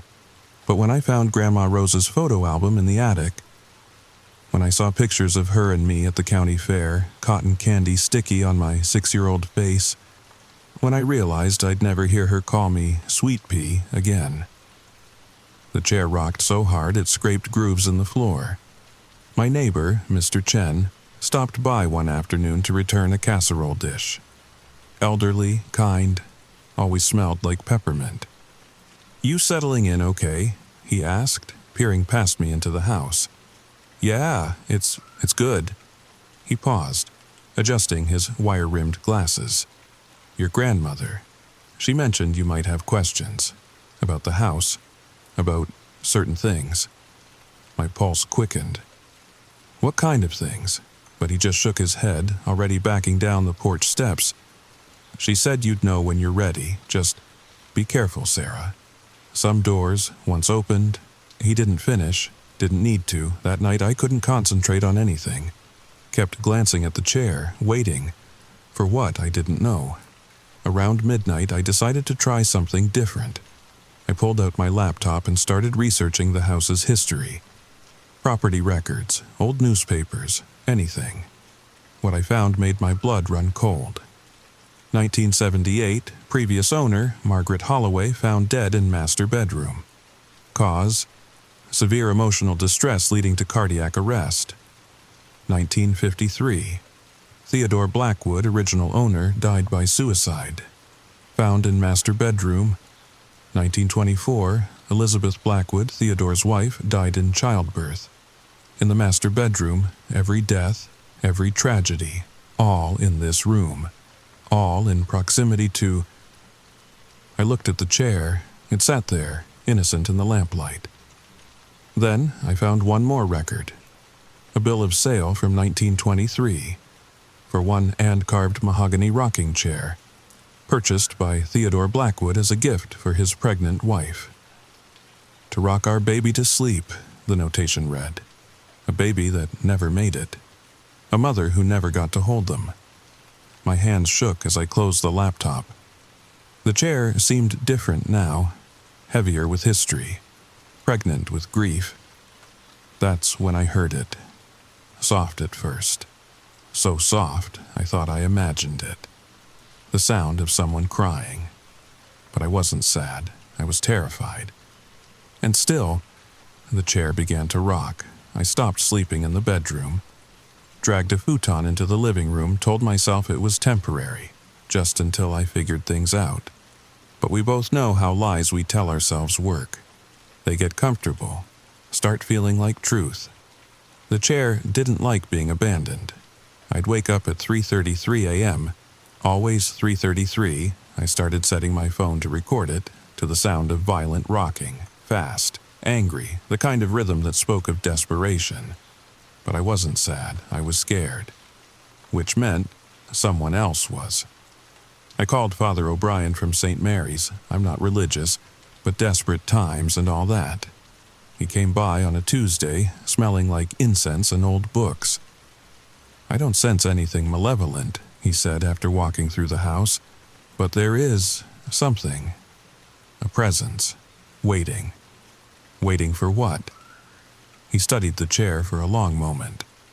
"Sometimes the dead don't want exorcism, they want understanding." After he left, I sat in the kitchen, staring at the ceiling. Understanding. How do you understand something that defies logic? That's when I remembered the attic. Grandma Rose's things were still up there, boxes I hadn't had the heart to go through. Armed with a flashlight and what remained of my courage, I climbed the narrow stairs. The attic smelled like mothballs and memories. Dust motes danced in the flashlight beam as I navigated towers of cardboard boxes. Most were labeled in Grandma's careful script. Christmas decorations, summer clothes, kitchen extras. But one box, shoved far in the back, had no label. Just a date, 1978. The year Margaret Holloway died. Inside I found journals, dozens of them. Water-stained, yellow with age, but readable. Margaret's journals. I sat on the attic floor and started reading. March 15th, 1978. The chair rocks again tonight. I've stopped questioning it, started finding comfort in it. Like she's still here, still watching over me. March 27th, 1978. Dr. Paulson says I'm depressed, prescribed those little white pills. But how do I explain that my sadness isn't mine alone? That I carry the grief of everyone who's lived in this house? April 10th, 1978.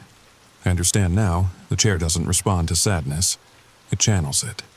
All the tears shed in this room, all the broken hearts, all the losses, they're still here. Trapped in the wood grain. Waiting. April 18th, 1978. I see her sometimes. Elizabeth, in the corner of my eye. She rocks in the chair that was meant for her, rocks the baby she never held. She feeds on my sadness because it's the only thing that makes her feel real. April 20th, 1978, final entry. I'm so tired.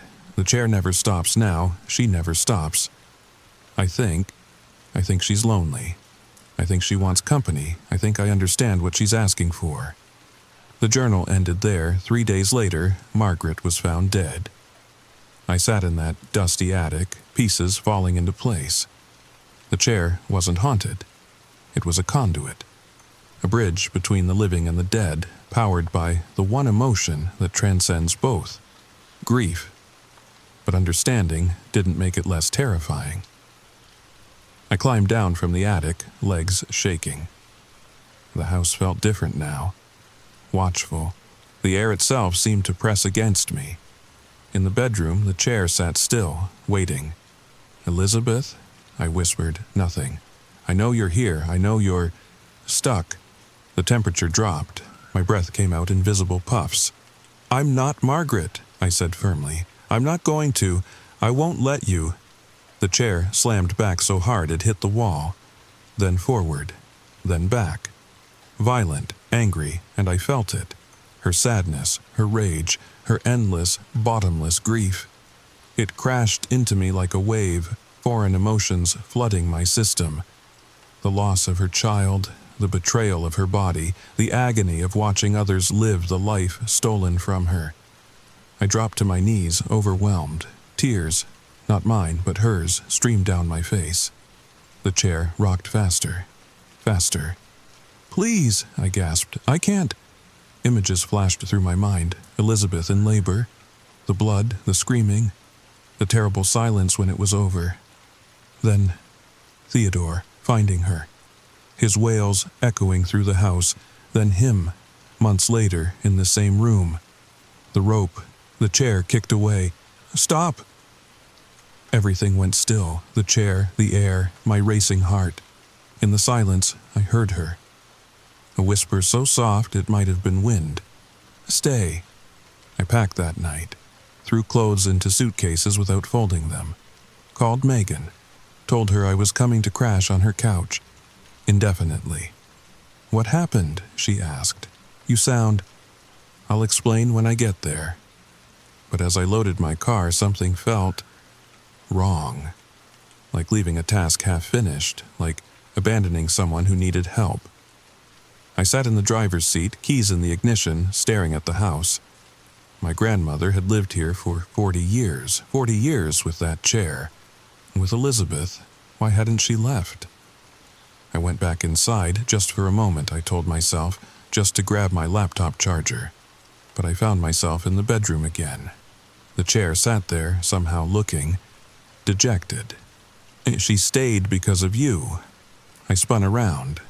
Mr. Chen stood in the doorway, though I hadn't heard him enter. "How did you— Your grandmother and I, we had an understanding. I'd check on her when the rocking got bad. She'd do the same for me." He stepped into the room, unafraid. "Do you know why she wanted you to have this house?" I shook my head. "Because you're strong enough. Like she was. Like Margaret tried to be, but couldn't quite manage." He touched the chair gently. "Elizabeth isn't evil, Sarah.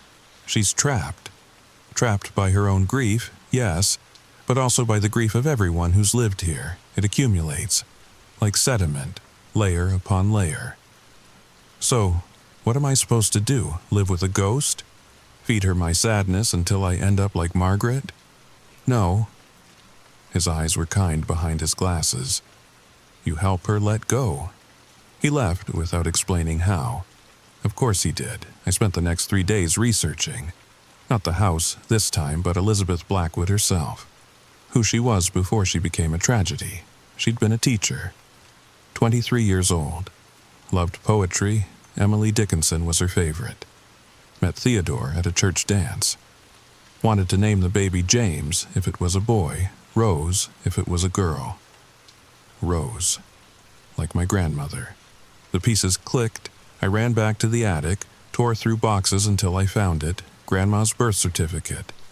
Born June 15th, 1924. 3 months after Elizabeth died. Mother, Mary Sullivan. Father, Theodore Blackwood. Theodore had remarried. Had the child Elizabeth never could, named her Rose. Elizabeth had watched her would-be daughter grow up in this house. Watched her have children of her own. Watched her grow old. Watched her grieve when those children moved away, when her husband died, when cancer took her daughter, my mother. All that sadness, all that pain, feeding the chair, feeding Elizabeth. I understood now. The chair didn't just respond to sadness, it absorbed it. And Elizabeth, trapped in that wooden prison, experienced every moment of grief as if it were her own. No wonder she was angry. No wonder she wanted company. But she'd had company. For 40 years, she'd had my grandmother. I sat on the floor facing the chair. "You loved her, didn't you, Rose? Your almost daughter." The chair creaked softly. "And she knew. That's why she stayed, why she couldn't leave you alone. Another creak. Gentler. But she's gone now, and you're still here, still hurting. I took a deep breath. I can't be her, Elizabeth. I can't spend my life feeding your grief, but I can do something else. I stood, walked to the chair, hesitated, then sat down. The moment I made contact, the world exploded. A century of sorrow crashed through me. Every tear shed in this room, every broken heart, every loss. I felt Elizabeth's pain, yes, but also Margaret's, Theodore's, my grandmother's, my own. It was too much, too heavy. I wanted to run, to flee like I'd planned, but I stayed. Gripped the armrests and stayed. I see you, I whispered through the storm of emotion. I see all of it, the unfairness, the loss, the life you should have had. The chair rocked violently, but I held on. But holding on to pain doesn't honor the dead, Elizabeth. It traps them, traps you. Images flashed, Elizabeth teaching children, laughing at Theodore's jokes, placing her hand on her growing belly. You were more than your death, more than your loss. The rocking slowed. And you don't have to guard this sadness anymore. You don't have to carry it. For the first time in days, I let myself truly feel my own grief. For Mom. For Grandma Rose. For the life I'd left behind to come here. Tears fell freely. But these tears felt different, cleaner, like rain after a drought. The chair rocked gently now, peacefully. And I heard her again. That whisper-soft voice. Thank you. The wood under my hands grew warm, then cool, then just wood. I sat there until dawn, rocking slowly. When the first light touched the windows, I knew. She was gone. The chair hasn't moved on its own since. It's just a chair now. Beautiful, well-crafted, but ordinary. I didn't move to Megan's, didn't flee to Boston. I stayed. Because someone needs to remember. Someone needs to know that Elizabeth Blackwood was more than a tragedy. That Margaret Holloway fought as hard as she could. That my grandmother spent 40 years being guardian to a lonely spirit. Their stories matter. Their pain happened. But it doesn't have to echo forever. Sometimes the bravest thing you can do is stay. Face the grief. Let it pass through you instead of taking root. The chair sits in my bedroom still. I rock in it sometimes, when the world feels too heavy, but it's my choice now.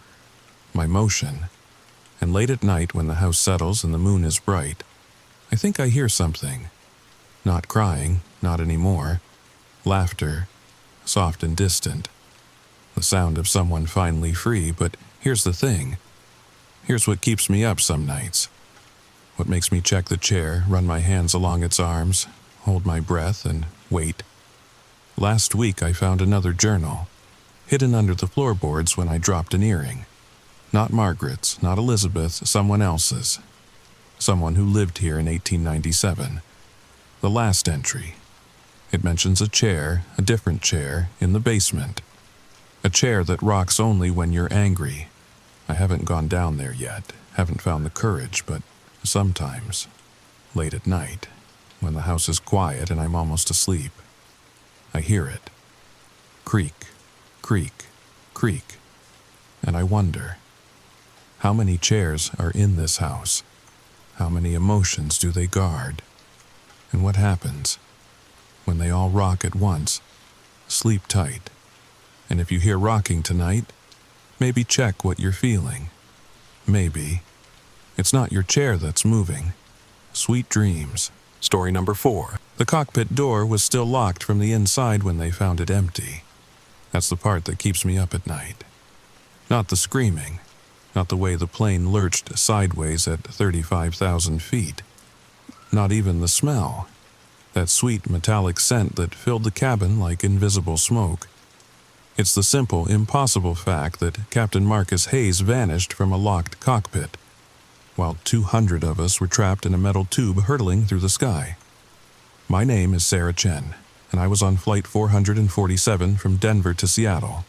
What I'm about to tell you, the airline doesn't want you to know. The FAA buried the report, but I was there. I lived it. And sometimes, late at night, I still feel the plane tilting. Still hear that sound coming through the intercom. But wait, before you think you know where this is going, let me ask you something. Have you ever noticed how pilots never eat the same meal as passengers? There's a reason for that. And on October 13th, at exactly 11:47 p.m. Pacific Time, we learned why some rules should never, ever be broken. The story begins now. I'd taken this flight dozens of times. Red-eye from Denver to Seattle, my company's favorite way to save on hotel costs. Board at 10 p.m., land at 1 a.m., stumble to your meeting the next morning like a corporate zombie. I knew the drill. That night, I had seat 14C aisle seat, exit row.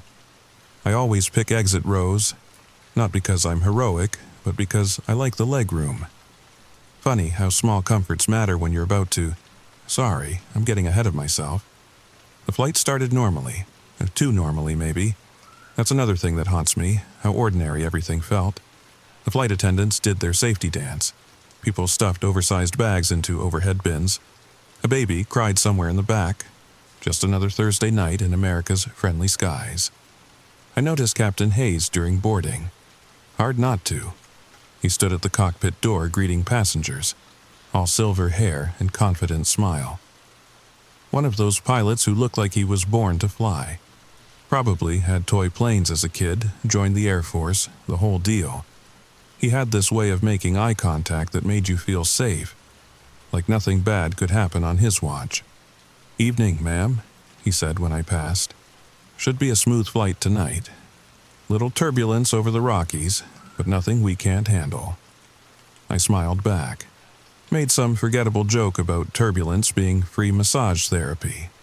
He laughed, that practiced pilot laugh they probably teach in flight school.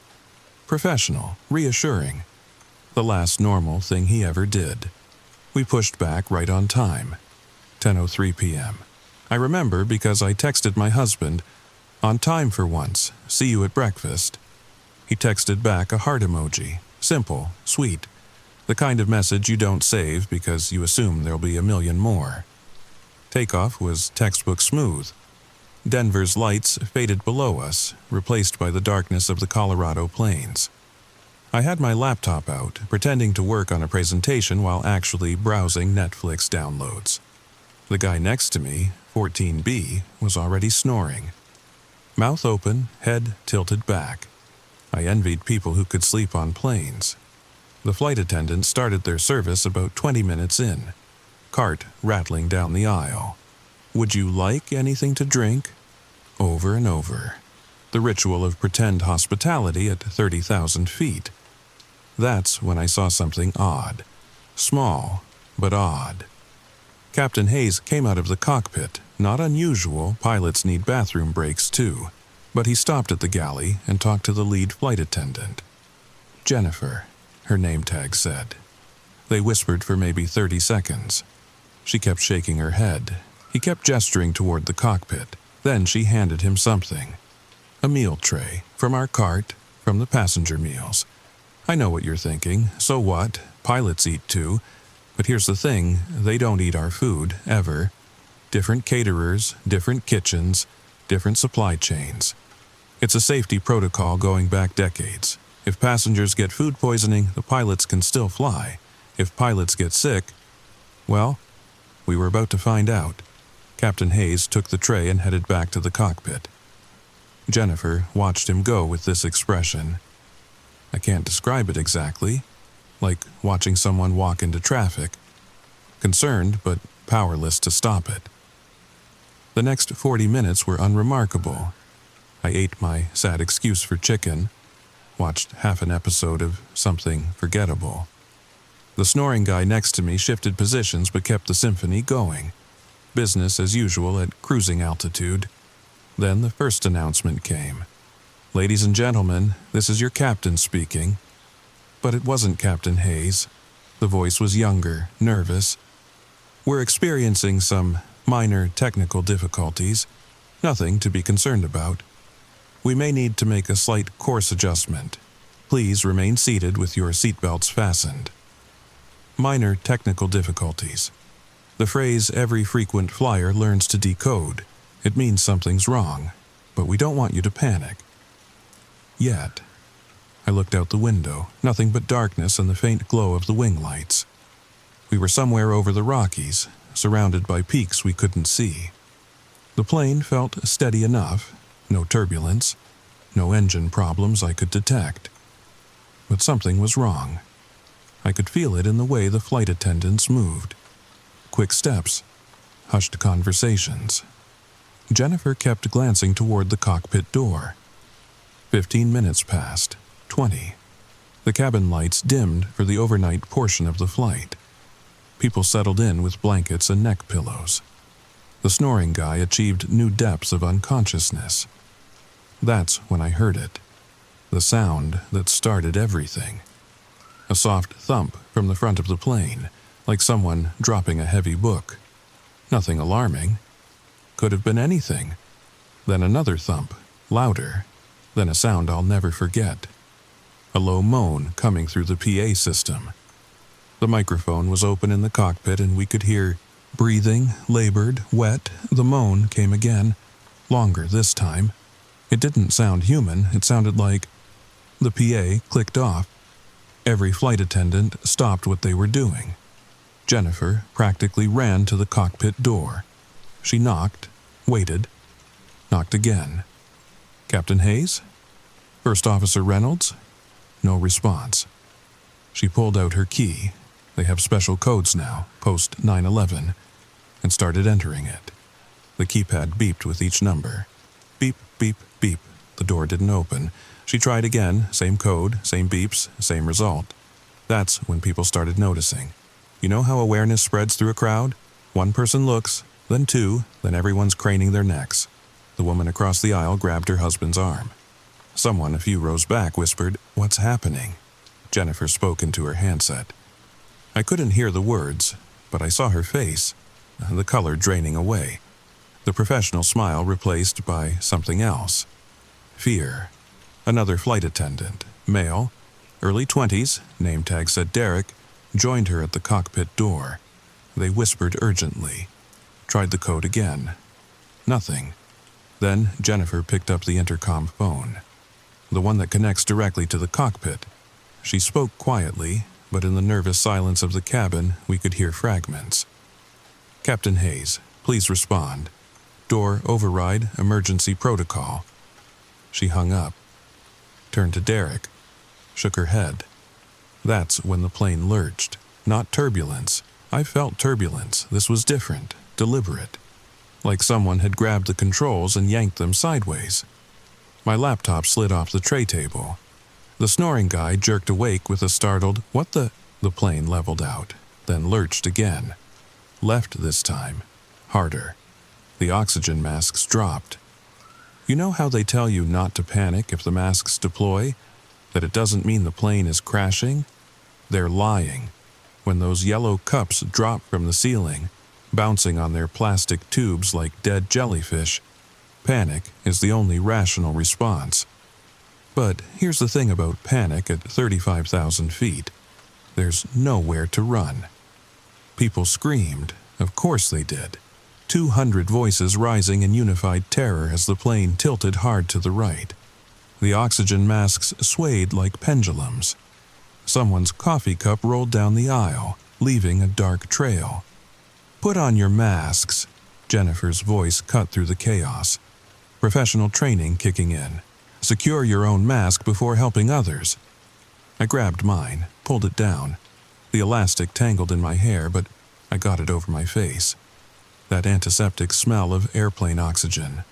The bag didn't inflate. They never do, despite what the safety card says. The plane leveled out again. Still flying. Still moving forward. Just wrong. Like a car driving with a bent axle. Derek was on the intercom now. "Ladies and gentlemen, please remain calm. We need everyone to stay seated with seatbelts fastened and oxygen masks secured. We're working to resolve the situation.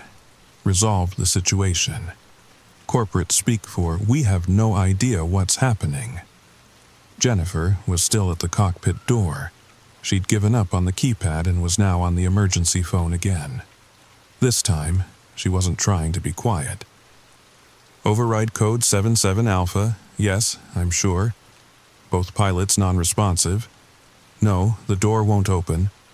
It's not the code, something's blocking it from inside." Blocking it from inside.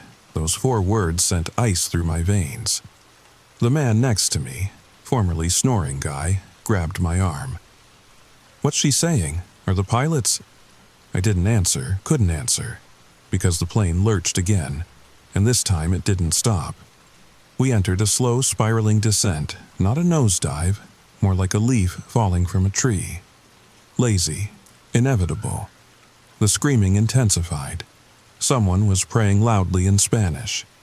A child's voice cut through everything else. "Mommy, why are we sideways?" Because we were. The whole plane tilted at maybe a 20-degree angle. Not enough to be immediately fatal. Just enough to know something was desperately wrong. Then the lights went out. Emergency lighting kicked in a second later. Those strips along the floor, the exit signs glowing like eyes in the dark, but the main cabin lights stayed dead. In the ghostly green glow, faces looked alien. Terrified. Jennifer abandoned the cockpit door and rushed back to her jump seat, strapped in. The other flight attendants did the same. That's when you know it's really bad. When the crew stops trying to fix things and starts preparing for impact. But we didn't crash. The plane kept flying. Tilted, dark, oxygen masks dangling but flying. 10 minutes passed, 15. The angle gradually lessened. The spiraling stopped. We leveled out. It was almost worse than crashing. At least a crash would have been over quickly. This was torture. Waiting, not knowing.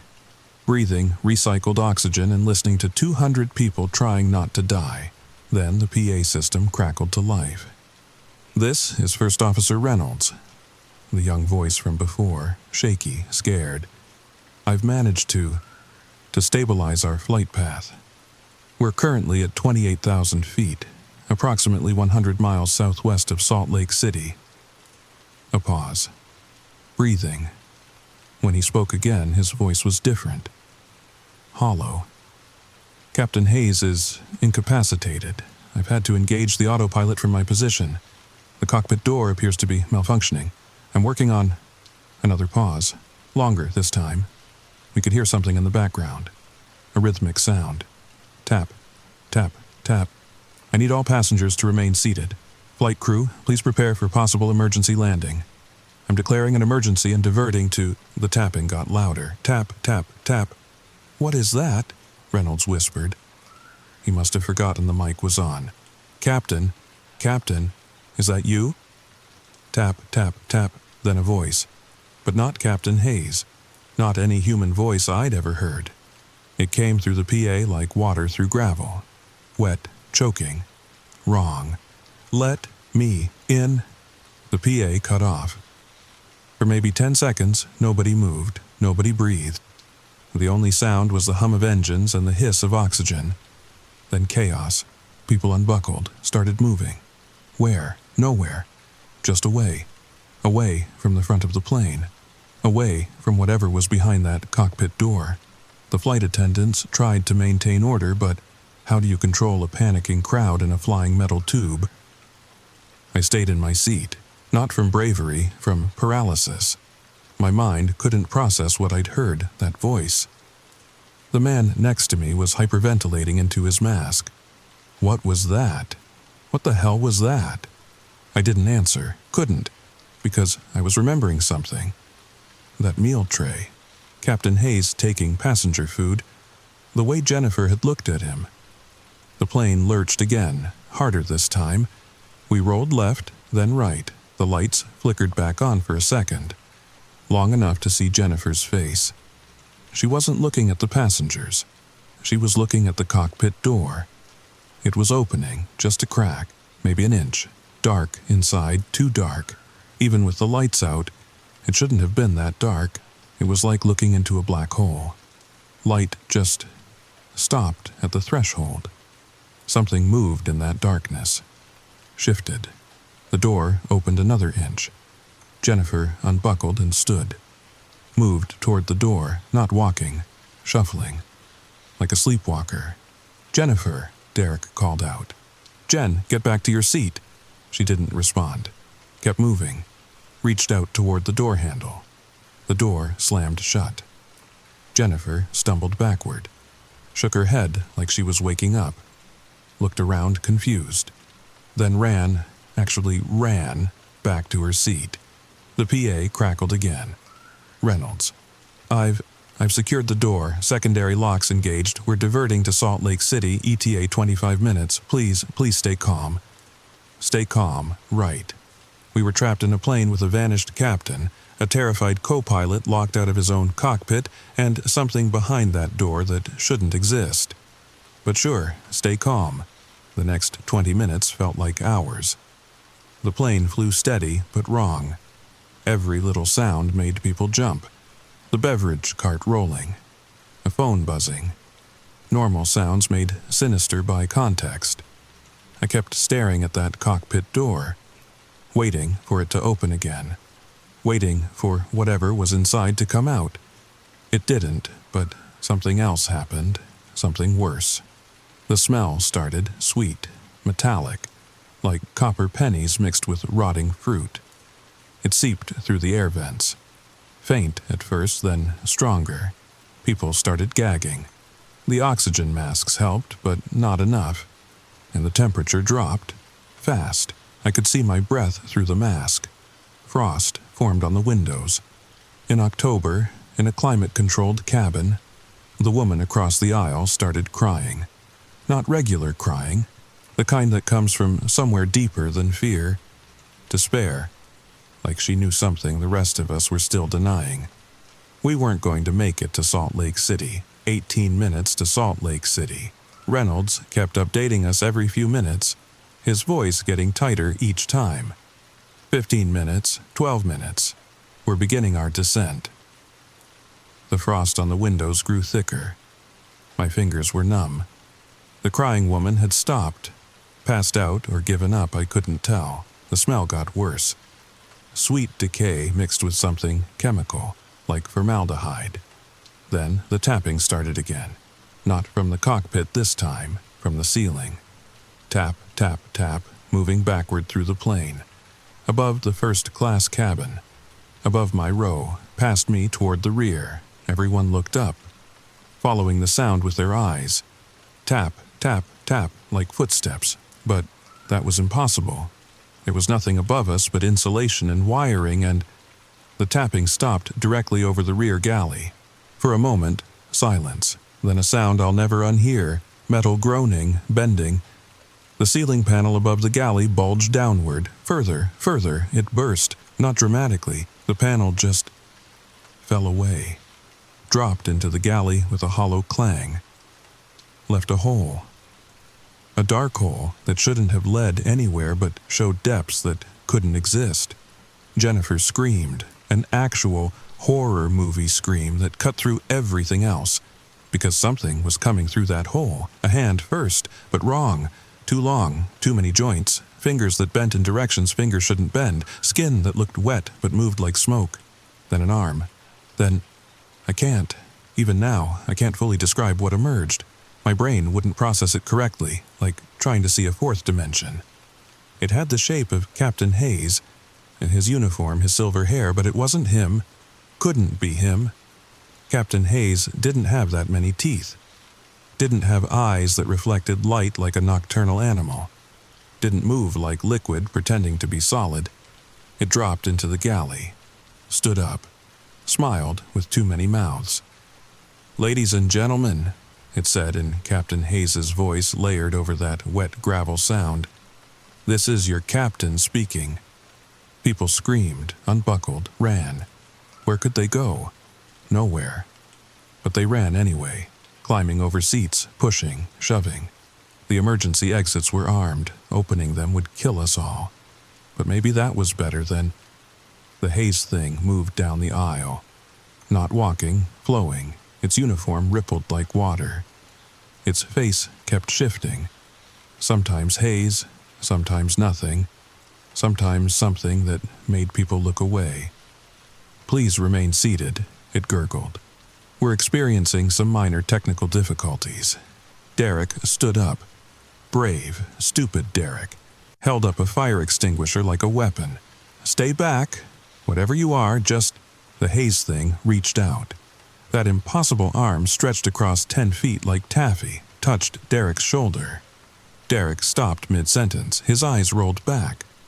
Frost spread from where the thing touched him, up his neck, across his face. In seconds, he was frozen solid. Then he shattered. Just broke apart like safety glass.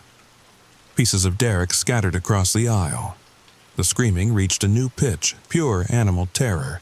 People clawed at windows, beat on the emergency exits.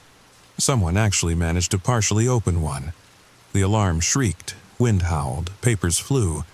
The pressure dropped even more. But the haze thing kept coming. Row by row, touching people, freezing them, shattering them. It wasn't killing, it was collecting. Each person it touched, it absorbed something. Got bigger, more solid, more real. "Your safety is our primary concern," it announced pleasantly as it shattered a grandmother clutching her rosary. "Please keep your seatbelts fastened." I couldn't move, frozen by fear, not ice, watching death flow down the aisle toward me. 10 rows away. 9. 8. The snoring man next to me whimpered. Actually whimpered. This grown man in a business suit reduced to the sounds of a scared child. He grabbed my hand, squeezed. "I don't want to die," he whispered. "Please, I have kids. I don't want to—" The haze thing reached our row. Up close, it was worse. The smell was overwhelming. Its face was a constant shift of features. Captain Hayes' confident smile. A black void, something with too many eyes. All at once. All the same. It looked at me, into me, through me. "Hello, Sarah," it said in Hayes' voice. How did it know my name? Having a pleasant flight? I couldn't speak, couldn't breathe, could only stare as it raised that impossible hand toward my face. Then the plane lurched. Hard, harder than before, straight down this time. The haze thing stumbled, actually stumbled. For a second it looked surprised, almost human. Reynolds' voice over the PA, screaming now. "Brace! Brace! Brace!" We were diving. Not falling, diving. The engines screamed, the hull groaned. My ears popped. The oxygen masks whipped around like angry ghosts. The haze thing flickered. Like a bad signal. Solid, transparent, solid again. It made a sound, frustration, anger, pain.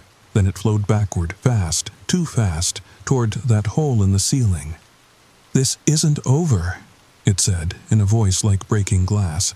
"You can't land. You can't escape. I'm already inside." It disappeared into the hole. The darkness swallowed it. The ceiling panel somehow reformed, sealing the breach, like it never happened, except for Derek's remains, except for the frozen corpses, except for the impossible cold and that sweet, sick smell. The dive continued, steeper, faster, the windows cracked from pressure. Someone's phone flew past my head. The screaming stopped, everyone too terrified to make sound. Then, slowly, impossibly, we leveled out. Reynolds came back on, breathing hard. "I've got control. I've got—" Jesus Christ, what was that thing? Is everyone— How many— He didn't finish. Couldn't. Below us, the lights of Salt Lake City glowed like salvation. But we still had to land, still had to get on the ground. And somewhere in the plane, that thing was waiting. The descent was the longest 10 minutes of my life. Every bump, every sound, every flicker of the lights made us think it was coming back, but it didn't. Not yet. The landing gear deployed. The runway lights appeared. We were going to make it. We were actually going to. That's when I noticed something. The frost on the windows. It wasn't random. It formed patterns. Words. You can't leave. I'm in the cargo. I'm in the walls. I'm in you. The wheels touched down. Hard. We bounced, came down again. The engines reversed. We were slowing, stopping, alive. People cheered, cried, hugged strangers. We'd made it. We'd survived. The emergency slides would deploy. We'd evacuate. It would be over. The plane stopped on the runway. Fire trucks surrounded us. Red lights flashing. Safety. Rescue. Home. That's when the real horror began. The plane sat on the runway for 43 minutes before they let us off. 43 minutes of sirens and flashing lights. Of people pounding on the exits. Of Jennifer and the remaining crew trying to maintain some kind of order while we all slowly realized something was wrong. They weren't opening the doors. Through the frosted windows I could see figures in hazmat suits. CDC, military.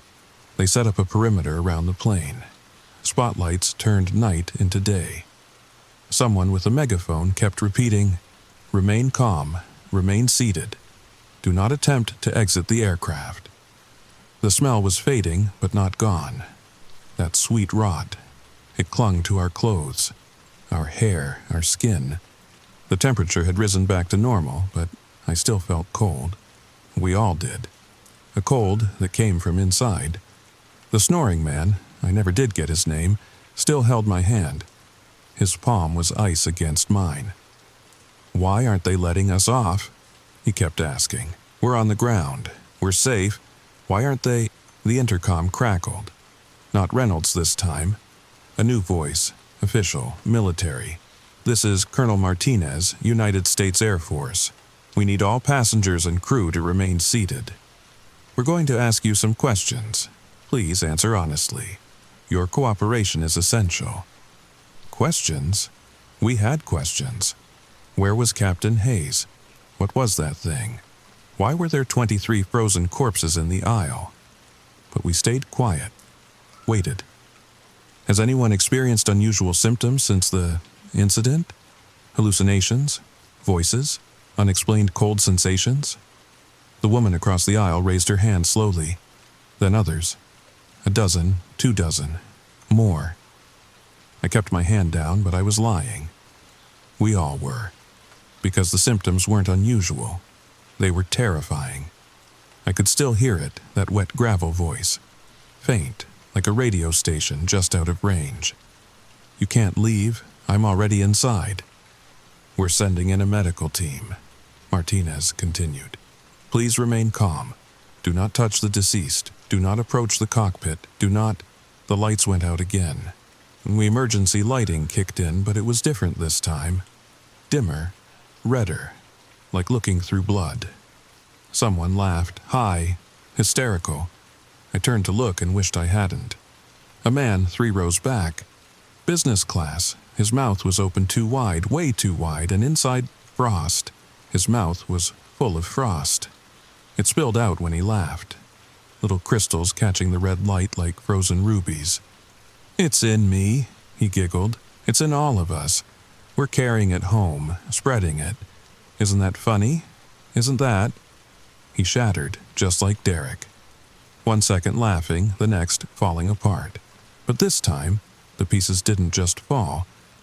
They moved, crawled, each fragment seeking the nearest person.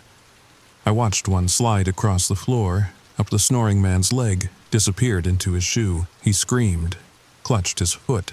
I could see the frost spreading under his skin. Black veins of ice racing up his calf. "Cut it off!" he shrieked. Someone cut it off before it, too late.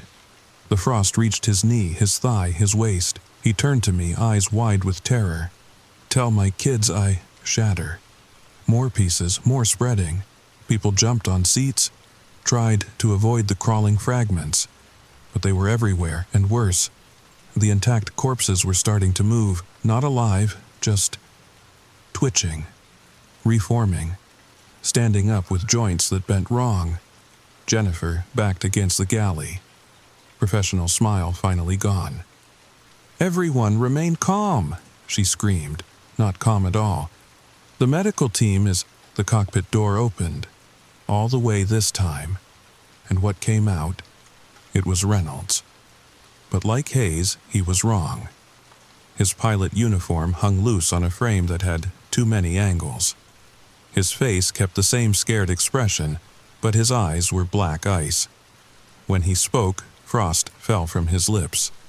"Ladies and gentlemen, we've reached our final destination." The emergency exits blew open. All of them. At once. Alarms shrieked. Wind howled.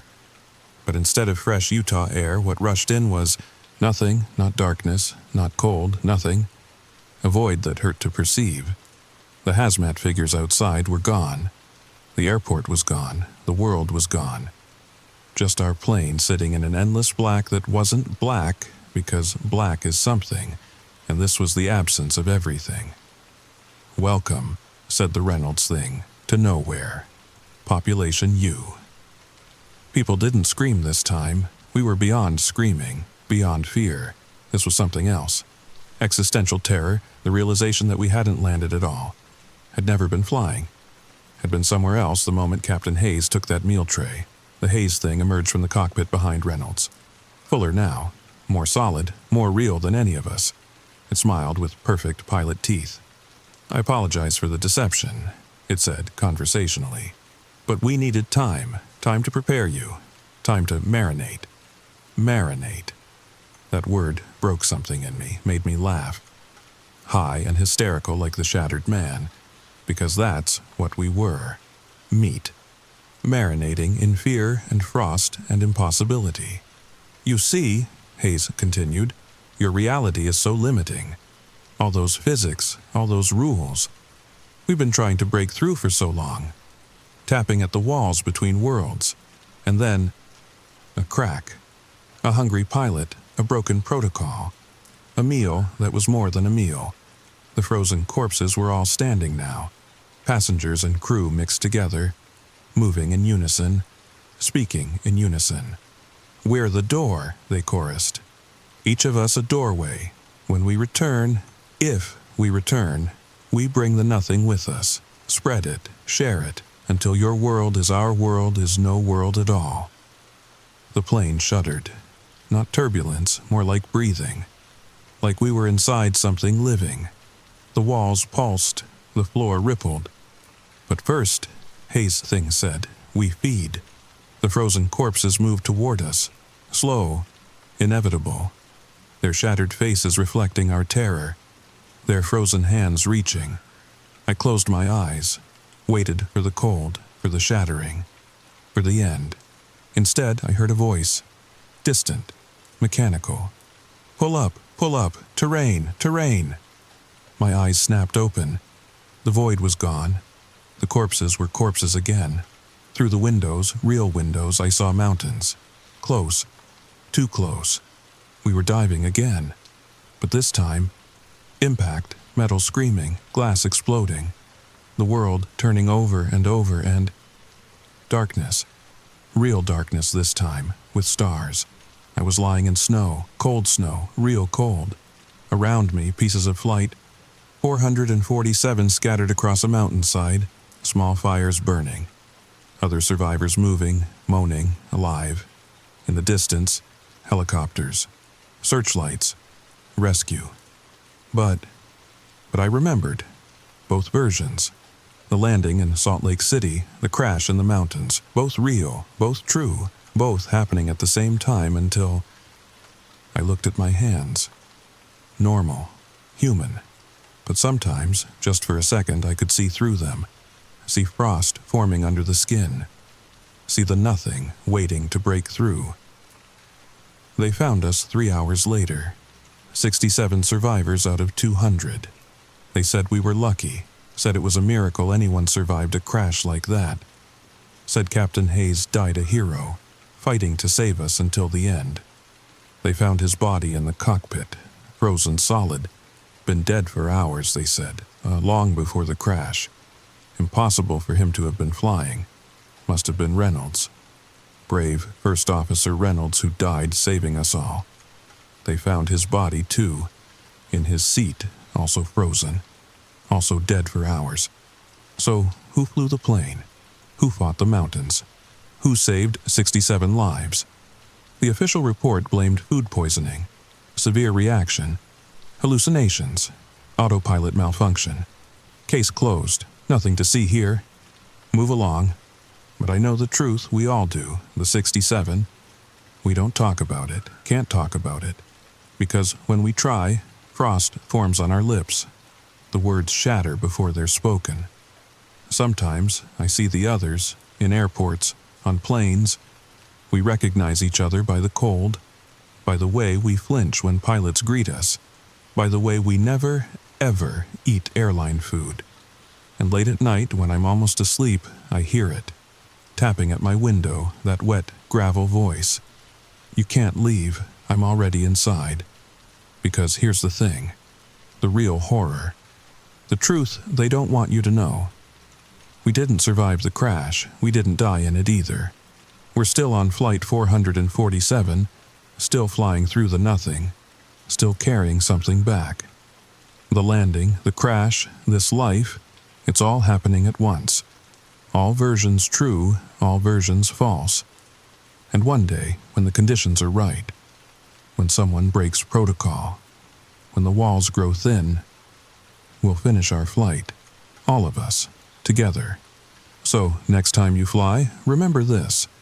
When the pilot greets you at the door, look at their eyes. Really look. Check if they're reflecting light correctly. Watch what they eat. Listen for sounds that shouldn't be there. And if your plane lurches at 35,000 feet, if the cockpit door locks from the inside, if you smell something sweet and metallic, don't look up. Don't look at the ceiling. And whatever you do, don't let the cold in, because it's already inside, waiting, growing, spreading. One passenger at a time. I still fly. Have to for work. But I watch now, always watching. And sometimes, just sometimes I see them. Passengers who move wrong. Pilots who smile too wide. Flight attendants whose eyes reflect nothing. They see me too. We nod. A recognition, a promise. The door is open now. Has been since flight 447. And we're all just passengers, carrying something home. Something cold, something patient, something hungry, sweet dreams, and safe travels. But before you go, tell me, have you noticed anything strange on your flights lately? Anything cold? Any sounds that shouldn't be there? Leave a comment below, share your story, because I'm starting to think flight 447 wasn't the first, and it definitely wasn't the last. The tapping at my window is getting louder now. Frost is forming on the glass. I should go, should run. But where? Where do you run from something that's already inside? Maybe you know, maybe you've felt it too. That cold that doesn't come from outside. That voice that sounds like breaking glass. Maybe we're all on flight 447 now. All of us, forever. Welcome aboard.